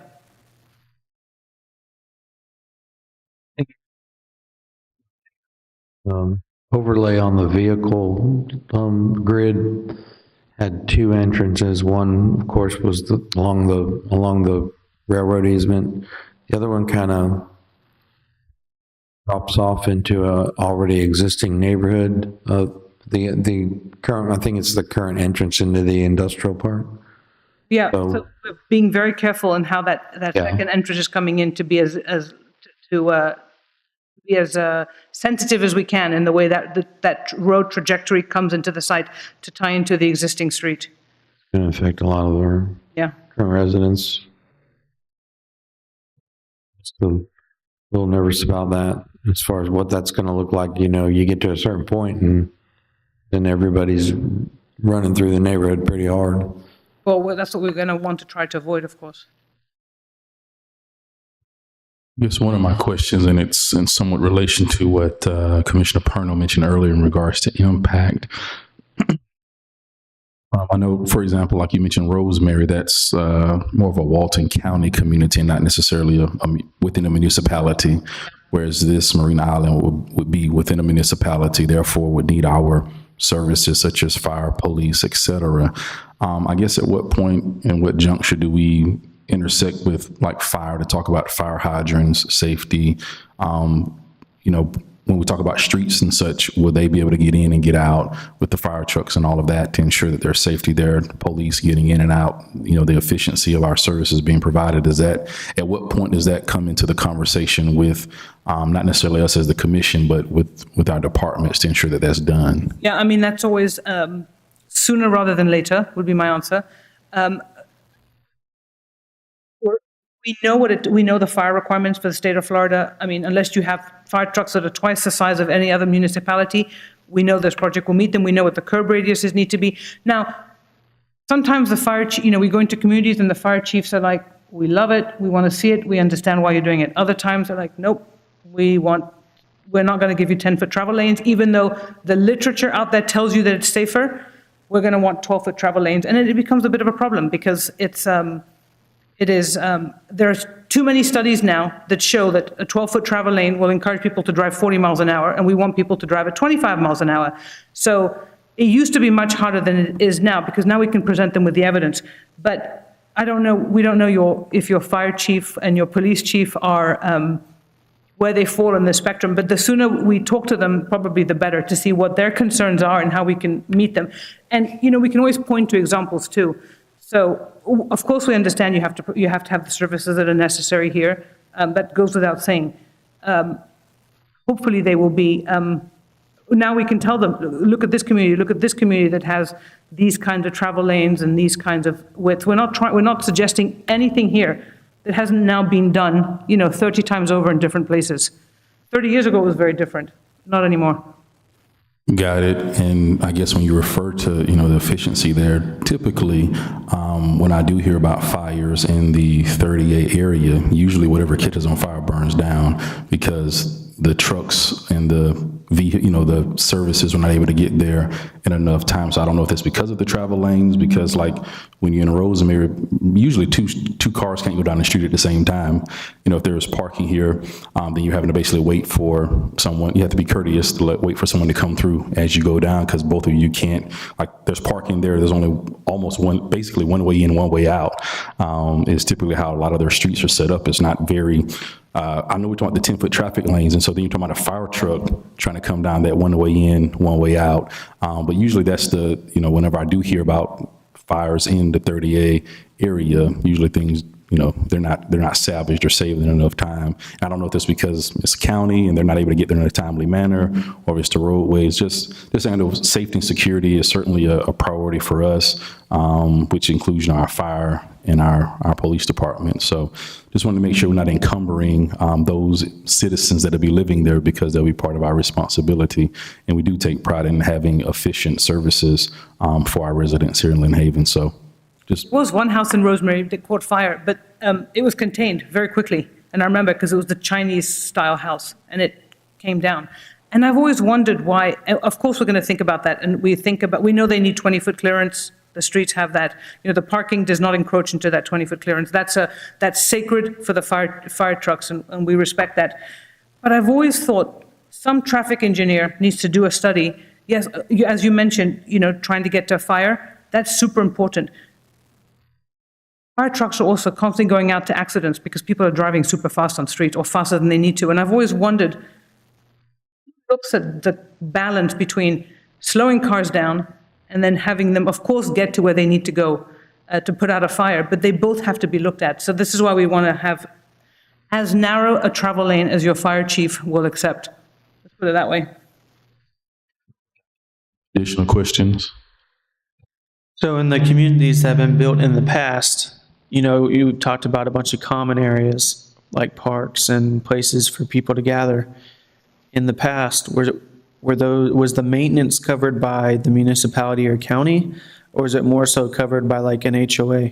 It's both. So the big parks tend to be covered by the municipality, but the smaller parks tend to be covered by the HOA. So it's a combination of the two, not one or the other. You have standards for certain parks. You're not going to want to take the little teeny tiny pocket parks. That may be the HOA, but the bigger parks, maybe that's something that'll be negotiated presumably through the development agreement, may be city-owned. So I don't know if you'd be able to answer this question or not, but obviously this has been going on for quite a few years. And I'm sure the commission back then envisioned that things would have been built by now to bring in necessary tax revenue to the city. My question is, what makes you think that this is ever going to come to fruition? Well, I don't think I'm the one who should answer that. I think it should be.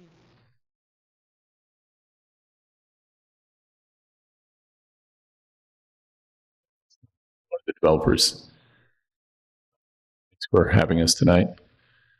So, a lot of that is up to you guys and the community. We want support. We want to, I think we presented a community development that is inclusive and supportive of the local community and respectful. So I think now's the time we can make that a reality. It's a team effort. What's been the holdup to this point? I think there's a lot of different things. I mean, we could just say COVID. Everybody else said that for years, right? No, I'm joking. But there's been a lot of different things. I mean, getting the plan right. We had several master plans. We brought on DPZ, who are wonderful to work with and wonderful at seeing the vision and seeing what things will ultimately be and look like. And we did that, I guess, 2 years ago. So it takes about a year to develop the plan and then tweaking it and then getting your capital stack together and so forth to build it. I mean, it's a big project.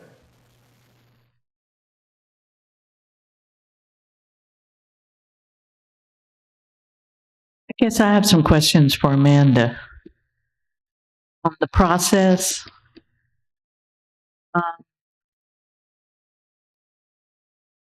The developmental agreement, the development agreement is like a contract for a period of time, correct? Yes, Okay. I would say so. And Well, let's ask the attorney how he, So what the development agreement, it's a statutory process set out in Florida law. And basically, it's a public process, requires two public hearings to approve it. And then once it's agreed upon, it's recorded and basically becomes, almost like a constitution to some extent.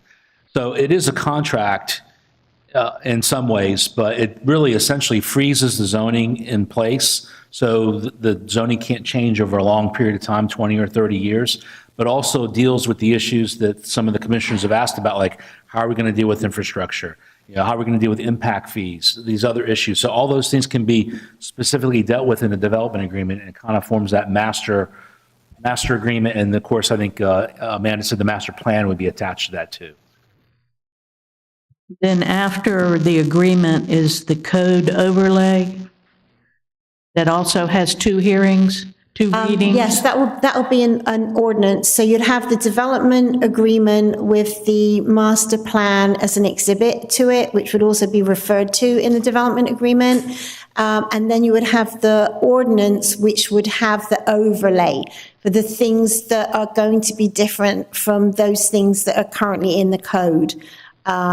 The uses and the things that we have control over, such as street widths, uses, those kinds of things, signage, the look of the building. Because if you recall, you recently adopted last year, the year before, the aesthetic standards for non-residential development. Do you remember? And that falls with the storefront program. They're going to want to have their own look here. And so if they follow all our technical standards and things we currently have in code, they can't have that feel and that look that they want for their development.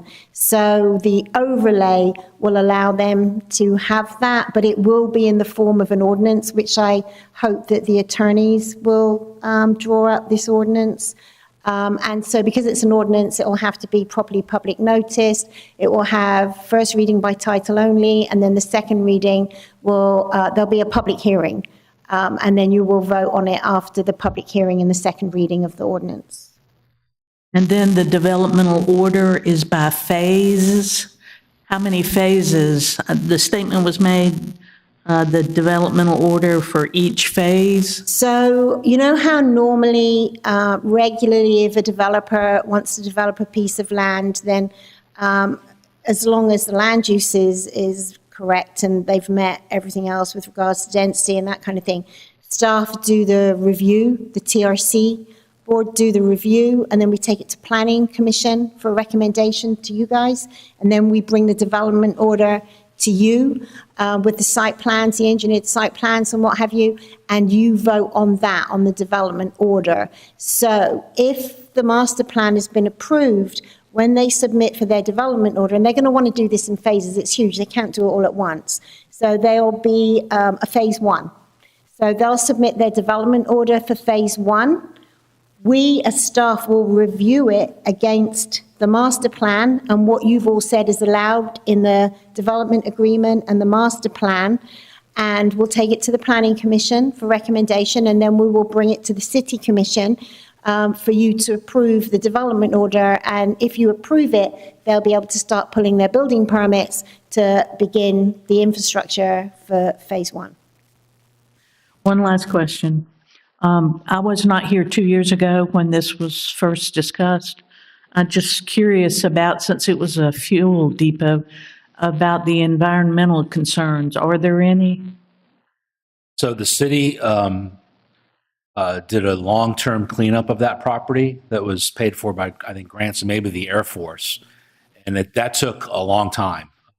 That was in process before I became the original city attorney back in 2001, I believe.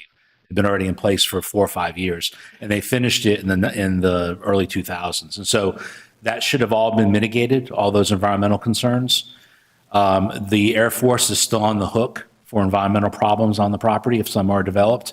And the land use that came out from the state also includes certain amounts of buildup in certain areas for ground soil, just make sure the ground soil is not disturbed, and also, so all that should have been covered is the short answer.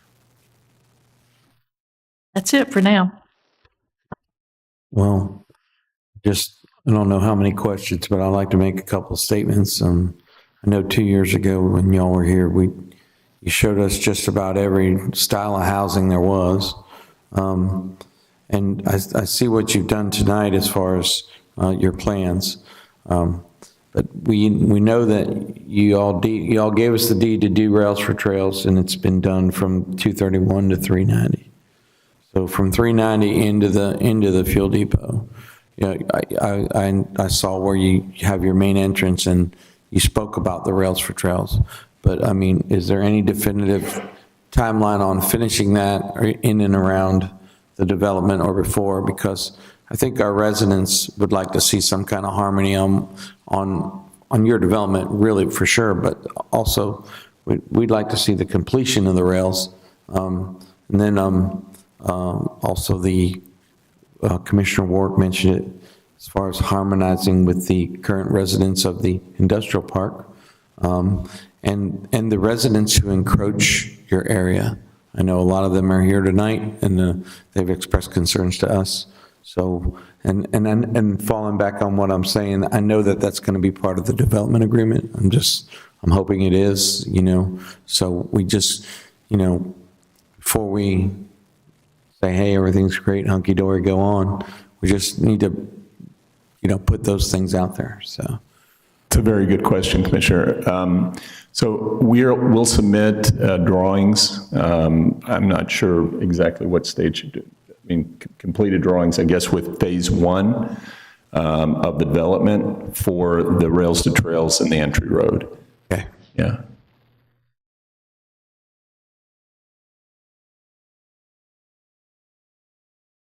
Backing off of Commissioner Perno, I do remember initially in that workshop a couple of years ago with the houses that were in the initial entry, that those would be more affordable homes, because one of the things that was said was that, hey, this, is going to be varying homes that are within here. So you might have $1 million homes, you might have $200,000 homes, $500,000 homes. With the current change in the real estate market, is that something that you are still proposing, is to having affordable housing or more affordable homes in that area? It is our plan to have affordable homes. 200,000 is a hard thing to do these days with the price of construction material.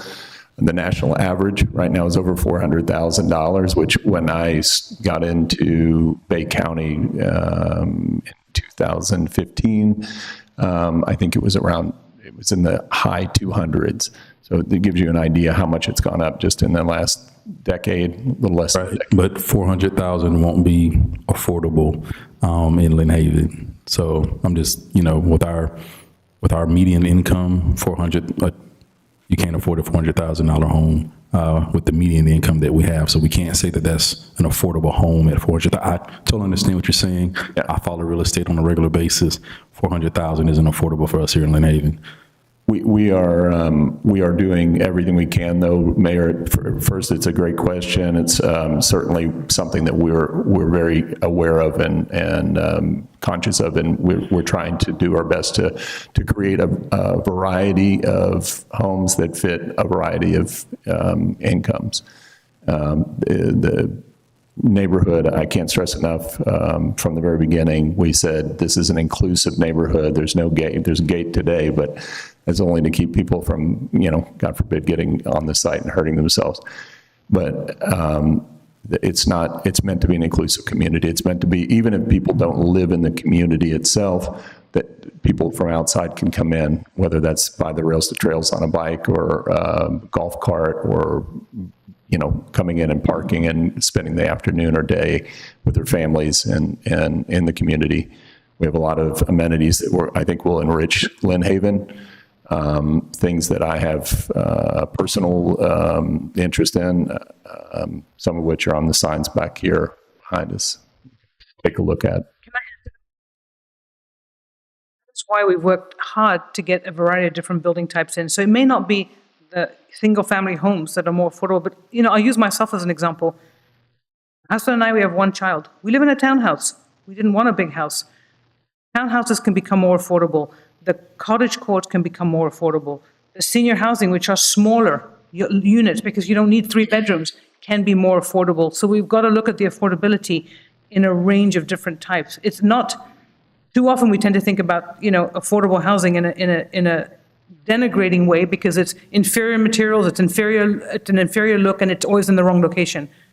That's not what this project is about. It's really putting in some more, whether we call it affordable or attainable housing, it's the building types that are going to make it more affordable.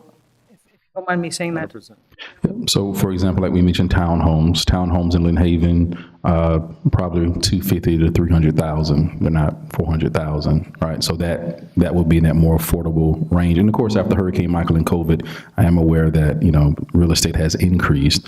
But when you mention townhomes, that's sort of where we are between 250 and 300, and those are in some of our upper end neighborhoods that is still 250 to 300.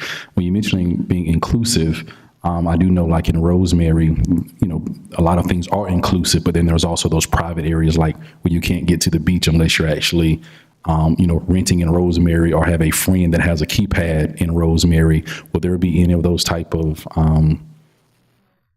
There will be things that are specific for people that own property in the neighborhood, but I would say the majority of the common community spaces will be accessible to everyone. Like we'll have an owners club, we'll have a yacht club or boat club or something like that, that people that pay to put their boat in the public marina, which could be someone from Lynn Haven or Panama City or wherever, or in the community itself, it's an amenity for them. But most of the amenities will be public. And then we actually have certain amenities that we're planning that I think will be very enriching to the community. I saw online, someone mentioned something about a library. We're not building a library on the site, at least not at this point, but we do want to do a children's museum. I think that's a really important thing to encourage more family traffic. I mean, we're a family-based community. We're building for that demographic. Rosemary and Seaside did not start off 30. They lasted 30 and had 40 years without having the private lofts, which is so sad to see. They are victims of their own success, which is the only way I can describe it. It pains me to see that they've privatized access to the beach and have made it so difficult. But the more of these kinds of places we have, the more affordable they generally become. Additional questions from the commission? This time we'll open questions to the audience. Ms. Gray. Some of these should be pretty quick. What percentage of this community will be long-term and short-term rentals versus buys? It's on the website that there were some buildings that were advertised to be like 18 people, maybe like short-term party rentals. That anticipated? Okay. And then what percentage of those boat slips will be for public use, like just pull up, tie off, shop, eat, and then leave versus like private or rented? Could you step to the mic we have about 50 people online watching, so. So in answer to your question, it's a public marina, so all of it's public. As far as the percentage that will be for people to pull up and tie up, I don't know what that number will be, but there'll be space to do that. Okay. She said low supply usually means high cost. So gentrification is unavoidable. So what do you envision the impact of the gentrification of this development being on the rest of Lynn Haven versus like what you guys saw with Rosemary and Alley's Beach? Because a lot of those seem to have people that have second homes, or it's a vacation playground for the wealthy.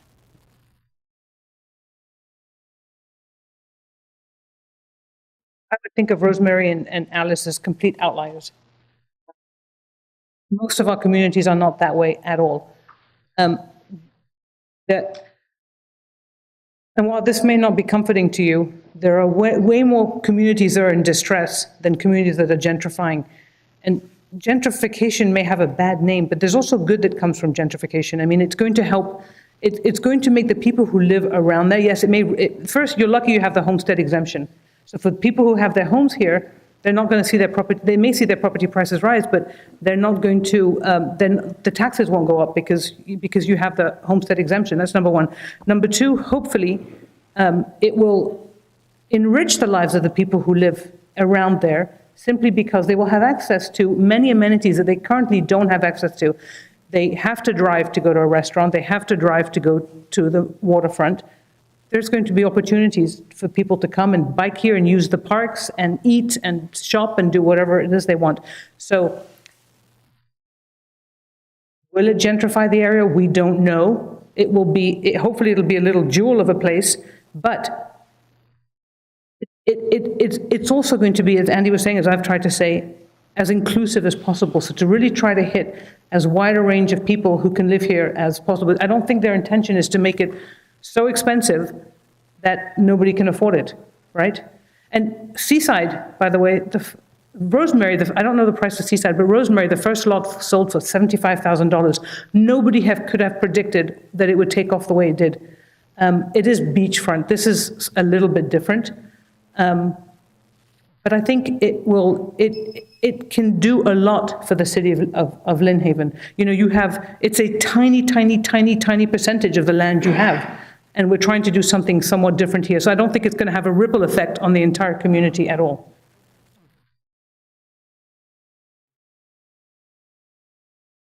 Yes, sir. We have a room full of people that have questions. Thank you. Additional questions? Mr. Walker?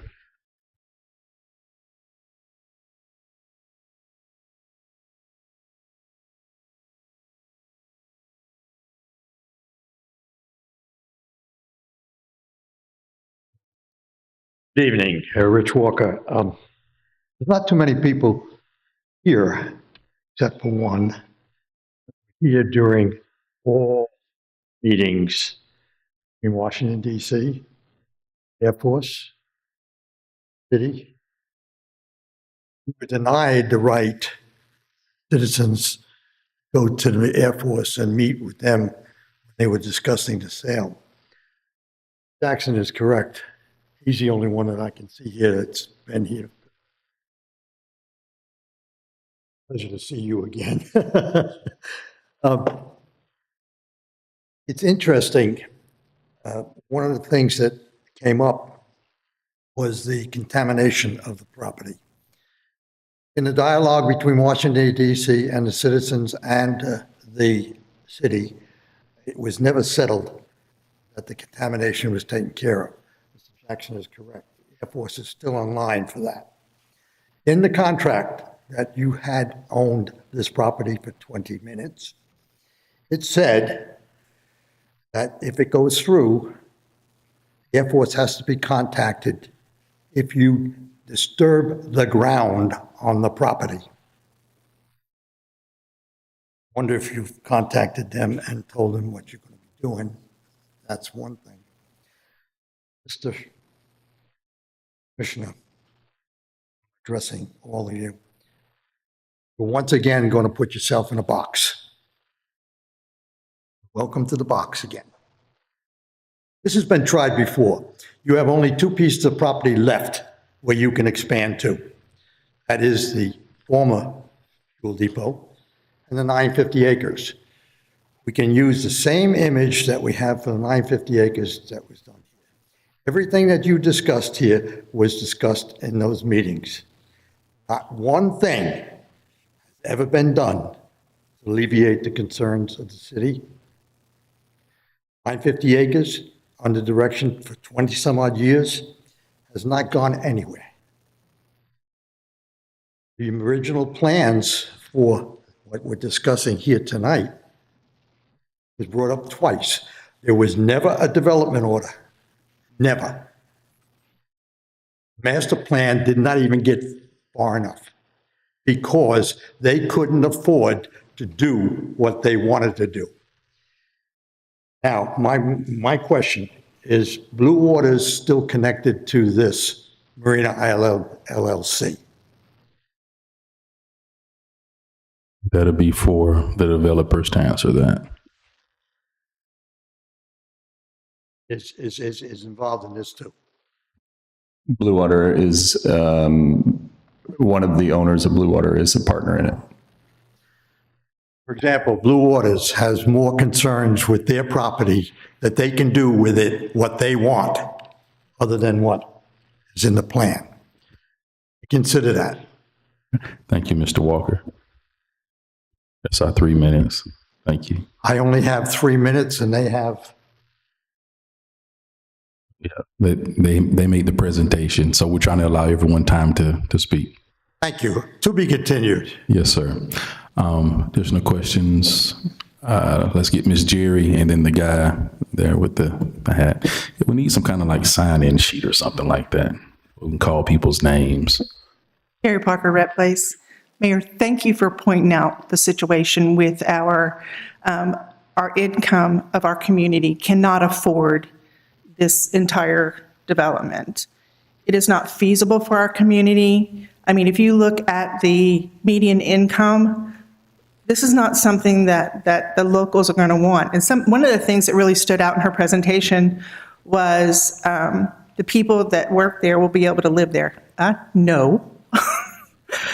There's not the wages to provide for someone to be able to afford that type of housing, especially a $400,000, $500,000 community house.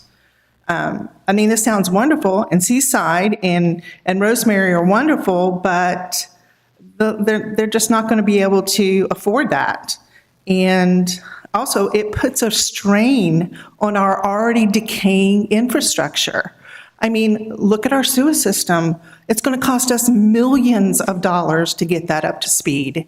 What about our stormwater? What is going to happen to the people that live around that? What's going to happen to their flooding system? I mean, this is going to be a disaster. And also, I do have one question. How can the Air Force be responsible for contamination if the Air Force only owned it for 20 minutes? How can they still be responsible for that? They only owned it for 20 minutes.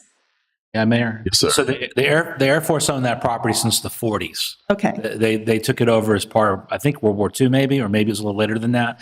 And so they owned it for a very long time, and they have agreed to stay on the hook for environmental problems that come up after they cleaned it up. Okay. And one other point that I have is one of the things in her presentations was about walkability. We don't even have walkability in our own city now. We have lack of sidewalks and everything. Let's address the things that we need as a community as opposed to what someone else has. And my last question is St. Joe involved in this? No. And who is Blue Springs LLC? Is that part of you guys? It's a holding company. Okay. And can you tell me exactly who the people are underneath Marina Island LLC and Blue Springs LLC? Who are the actual people?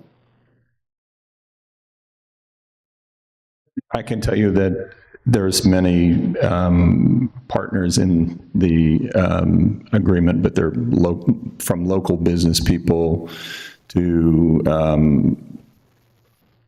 other investors. I mean, there's no nefarious characters involved. Okay. Thank you. Mr. Mayor, if I may, can I answer to a couple of the points that she brought up? Yes. They're very good concerns, and I certainly appreciate as someone who's living in a community, I would be also as, I'd like to ask our engineer to come up. So in regards to, I'm Brandon Wilson with Level Up Consulting, civil engineer working on the project. so one of the concerns that she brought up was in regards to impacts on the utilities and other infrastructure of the city. But like anyone else here, we would be responsible to pay impact fees for that, which would cover those different things. And we're also looking at some of the problems that working with staff and through our engineering firm to deal with different things like stormwater and that sort of thing. So hopefully when we finish, the net impact will be a positive to the community, not creating more problems for the community.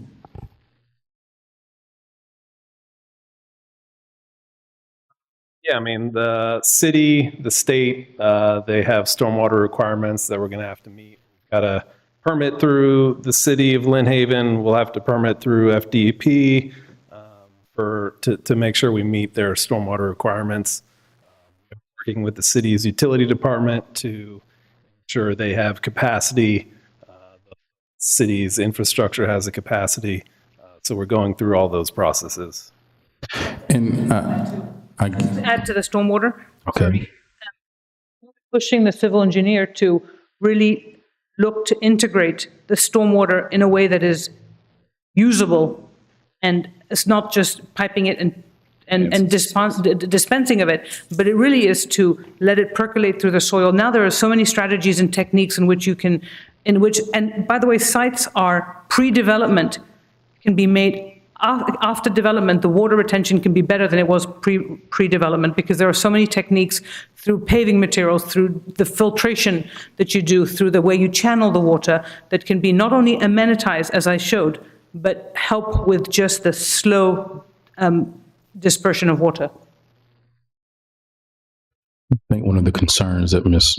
Parker was expressing, which is, I think, the consent of the community as it relates to stormwater, because we do have some stormwater problems here, which is why it's a focus of ours in the city of Lynn Haven, is that one of our requirements is that when you build a new development, that it does not impede upon another development. And so we've had to go back several times with other developers and engineers to try to redesign what they've initially designed, which wasn't supposed to impede upon other developments, but it still did.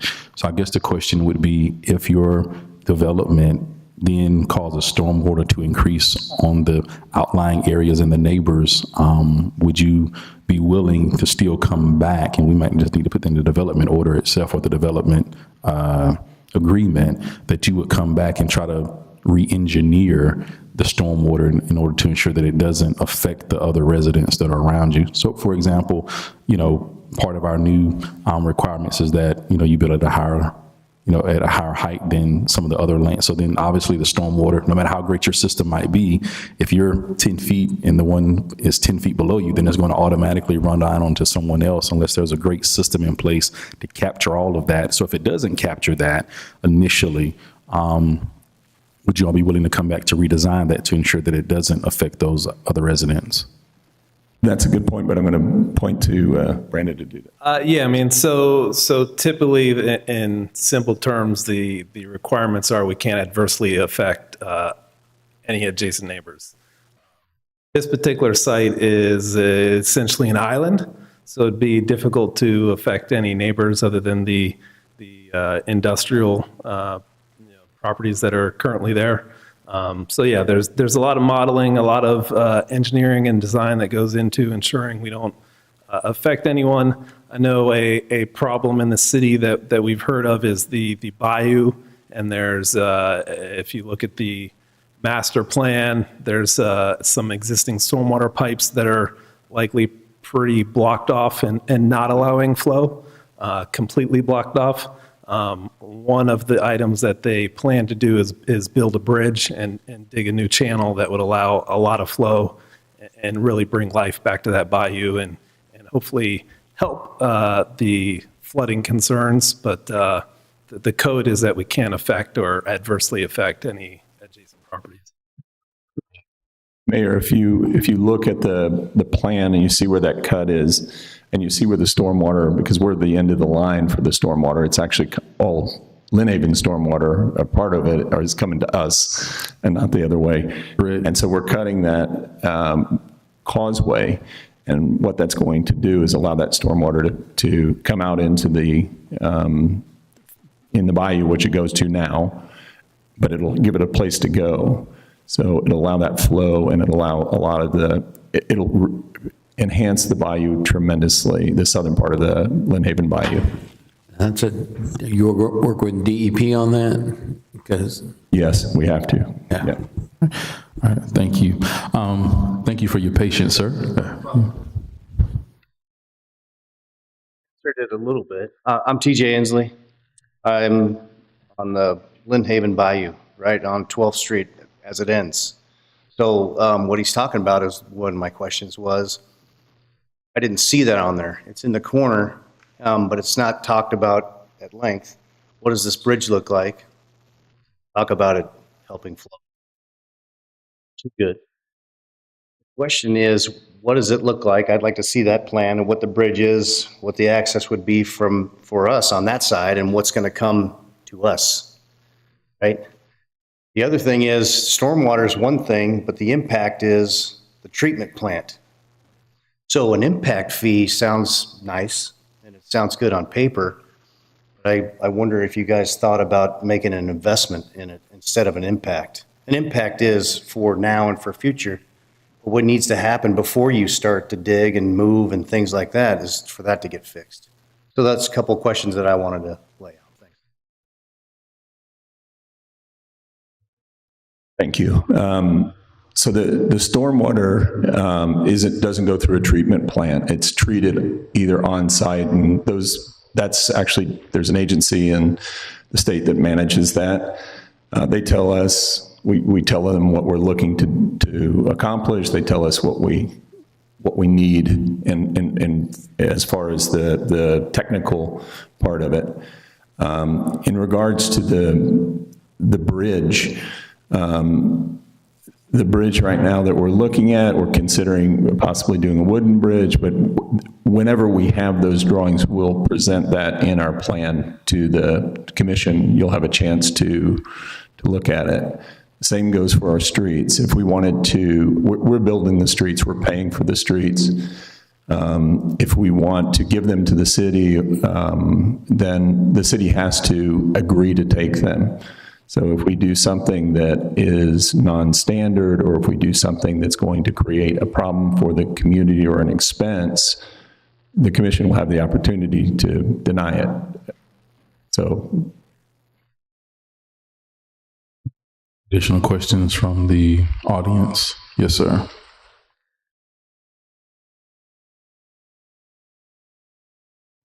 My name is Randy Whitehead. I live on the closed-off portion of Lynn Haven Bayou. I appreciate all the discussion and the questions that you guys are asking. I appreciate all the community and the questions that are being asked. A couple data points that I saw I thought I would share. My in-laws just moved into the community. We're talking about affordable housing, very difficult for them. They bought a D.R. Horton home. D.R. Horton is one of the most efficient builders there is. They've got the lowest cost, the best you can do. They still paid $360,000 for about 1,800 square feet. So I understand my co-residents here as citizens.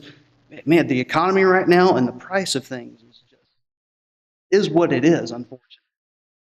I also note that the stormwater problem is, we have it all over the place.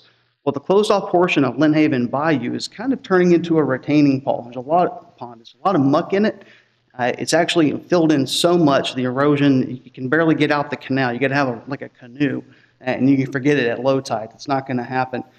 So I would love to know, or part of the plan, I would urge that, hey, let's get that bayou clean. Let's get the dredging, and let's bring it back to what it looks like, Kinsall Park. Really nice sand at the mouth of that bayou. There's opportunity there. Story from this morning. I was driving my daughter to work. I told her, hey, I'm coming to this meeting tonight. And she asked me, Dad, why is Lynn Haven so dumpy? And I had to explain to her. I apologize. I know that seems very offensive. This is my daughter asking me this. And I said, sweetheart, at a high level, it takes more money coming in. We were hit hard by the Hurricane Michael, right? And some of us are still building. Some of us are still trying to settle claims. But at the highest level, it takes money coming in from investors and people wanting to do good things. After that, it's down to the community, it's down to the citizens to start working a little bit lower to look for those solutions that can benefit all of us and making sure that everyone's covered and everyone's happy. There's got to be a lot of give and take to it, but I would just urge everyone in the room, all the individuals, we've got a good opportunity here, so let's keep moving it forward to find something that's going to be beneficial for everyone. Thank you. Thank you. Coming up behind you, and then you can come after him. Yes, sir. Mr. Mayor, Commissioners, Brian Baumgartner, thank you for hearing me out and all coming. Two things that I wanted to mention. One, and I do live directly across from the call center. I live on that bayou. My wife and I walk that property every day. We are used to coyotes, owls, deer, bald eagles. I've had commissioners at my home and said, you have bald eagles, and there they are. And these are animals we enjoy every day. If you bring up trees, you know, you're a radical. I am a young, retired Fortune 500 executive. I'm a hardcore capitalist, absolutely. The trees, we are a part of the environment. Y'all pride yourselves in that. You cut all the trees down. You got engineers that know more about this. Those trees are functional. I understand something beautiful. I understand what you have, but if you look at the development along whatever that road is, forgive me, I don't know what it is. There 10 years ago, that was solid trees. Every developer that went in cut every single tree to the ground. I don't blame you. It's easier. It's cheaper. I get it. I completely get it. But I think if you want the people that enjoy that part, I mean, we bought our home because we're used to walking on our dock and seeing manatees and otters and eagles and these kinds of things. While you can, doesn't mean you're there. If you want my support on something, listen. I'm going to look and go, wow, I like this. I love what you said about setbacks. I grew up with public transportation. I grew up with sidewalks. And here we call it playing Frogger. Everywhere you're walking, you know, you're running back and forth between traffic and 18-wheelers. And so many of the trucks back in that industrial park know us. They're used to dealing with my wife and I and waving at us. Thanks. Yeah, I think so. I was going to say, you look familiar. I think you see us always walking, we're always holding hands. But I like, you have a lot of really good things, but that environmental piece I'm extremely concerned about.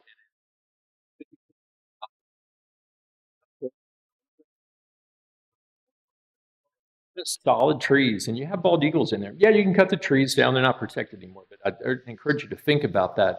The other thing is I'm very worried about the industrial park. I understand your graph. I like what you said about what pays for itself. But a business that is building things of what's in there, y'all can't touch it. And the reason that industrial park is there is we should be recruiting businesses that can put things in there, that develop things and produce things. That's good for our tax base. Because when y'all are long gone, we're going to have to replace roads and all these sorts of things. So anyway, thank you, Mr. Mayor. Both very good points.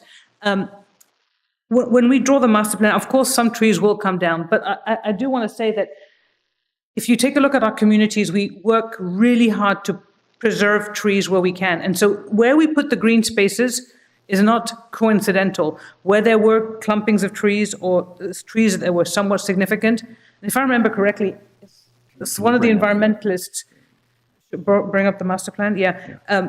There are many trees that are being preserved on the site, and it's not unusual for us to, in many of our projects, we have rerouted streets to take care of the trees. So the reason, for example, that there's a park right. think it's up Oh, here. sorry. I'm not sure how. Can we get the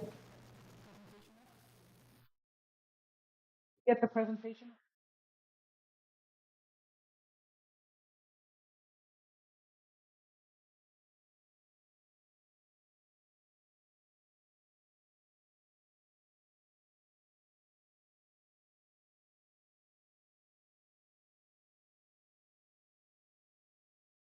There will be, but we try to work, the trees are a significant part of the beauty of the site, and so we will try to work as hard as we can to preserve those trees where we can. And where there are some that are of significance, we always build them into the plan. That was the first question. Oh, the second question was the industrial use. So I think there's going to also be a very positive impact economically as far as jobs and things like that with the commercial area that's going in over there. So we will be producing things. Sometimes it'll be, sometimes it might be burgers, really good burgers. But we also, just to add, we did a LiDAR of the community, and we did a tree survey trying to identify trees of significance. And yeah, it's on up there. And so we were very respectful of that, and we're also not encroaching on any of the wetlands. So we're trying to avoid any wetland or wetland mitigation.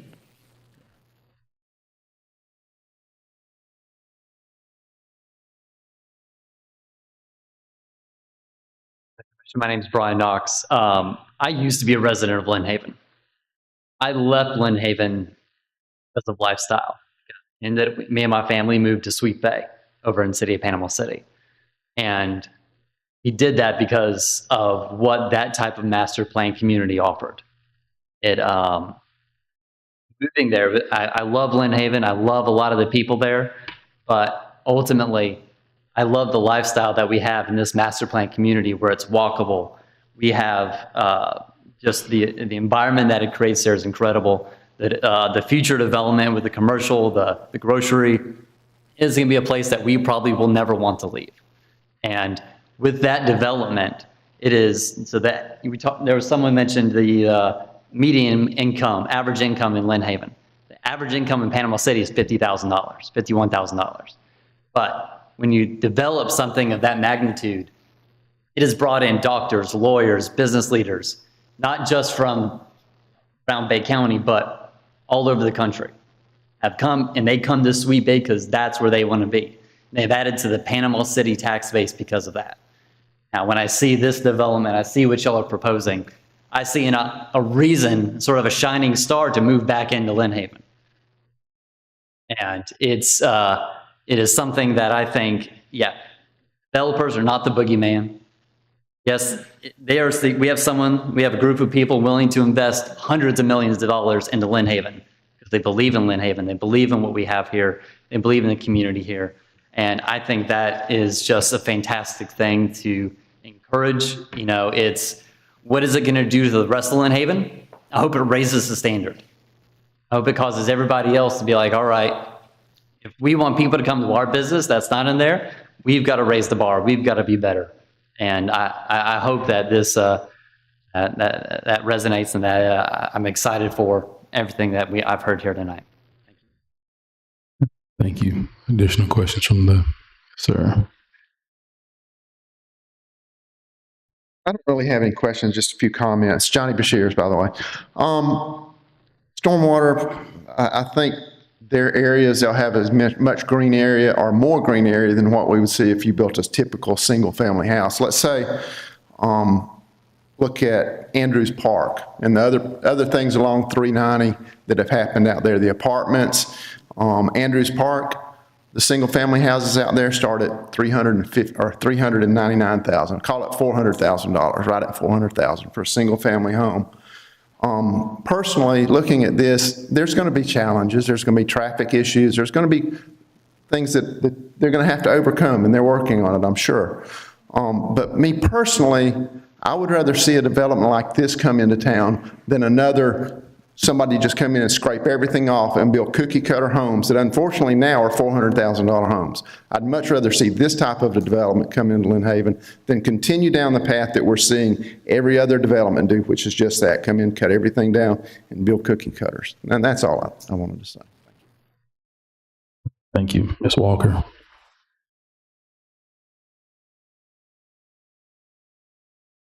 I live in 06 Michigan Avenue. A few years ago, Marina Island came before the commission because they wanted to start their project with condo development on the piece of property they own outside the gate, surrounded by 10th Street and Tennessee. And it was voted down by the commission that was seated at that time because of the residents coming to mention that it was not the type of development that was needed on that specific site. My question is to Marina Island, how are you starting your building? What phase? And will you put, I noticed on your map that there were houses or condos on that piece of property I'm talking about. Outside.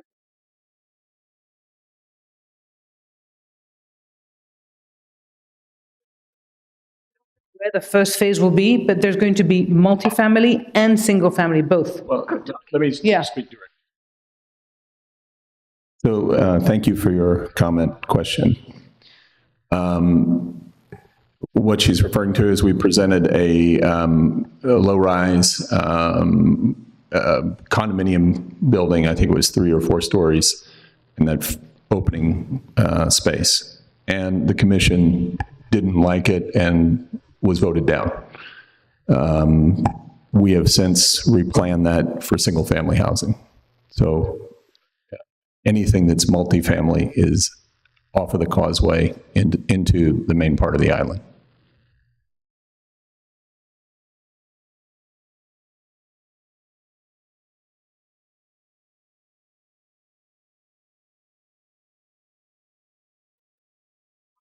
We own and live in the house directly across from where the bridge is going to go. I'm excited to see that the bayou is going to be. My question is, during your development,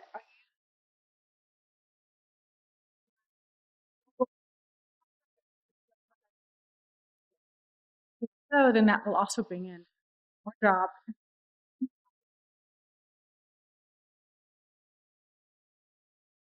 Thanks for your question. Yes, of course, it will generate a lot of business for the area. It's much more than a few $100 million to build such a project. So it will generate a considerable amount of money for the area. And then, of course, you'll have the tax base from that, from not only the ad valorem for the houses, but also from the businesses. If we have the right to build a hotel, we have not designed a hotel in it, but we have the right when the ordinance 1031 is the right to do a 150-room hotel.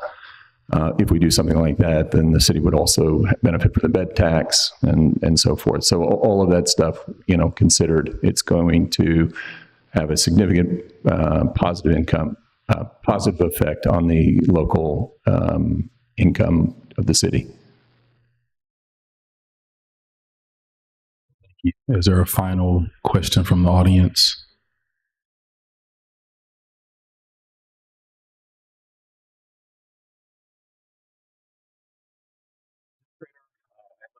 Close part of the bayou. Studied the water out there for some time. I'm an oceanographer by trade. I've done studies for the Bay Environmental Study Team, both inside Lynn Haven Bayou and also in the old shrimp farm impoundment. I've seen the water level in the closed off part of the bayou easily 4 feet above mean high tide on heavy rain events. That's going to back up that entire watershed all the way up to back behind Publix. I feel like the development that the designs that they showed there with a bridge in there is going to alleviate that problem and probably help with a lot of the stormwater. Additionally, I live on the bayou in the area, and I love the idea of a development like that where I could go for a walk out there, ride my bike down there, and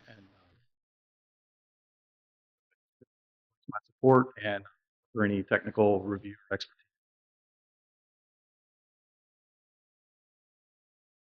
Thank you. Thank you to Marina Island for your presentation on this evening. I look forward to continued conversation to see what the future holds. Thank you all to our citizens for coming out tonight, expressing your concerns and your opinions. Thank you for those online. We'll be reviewing your comments and following up as well. Marina Island Group will be here for a few more moments, so if you would like, certainly, you can address your questions to them more personally at that time. Workshop closed.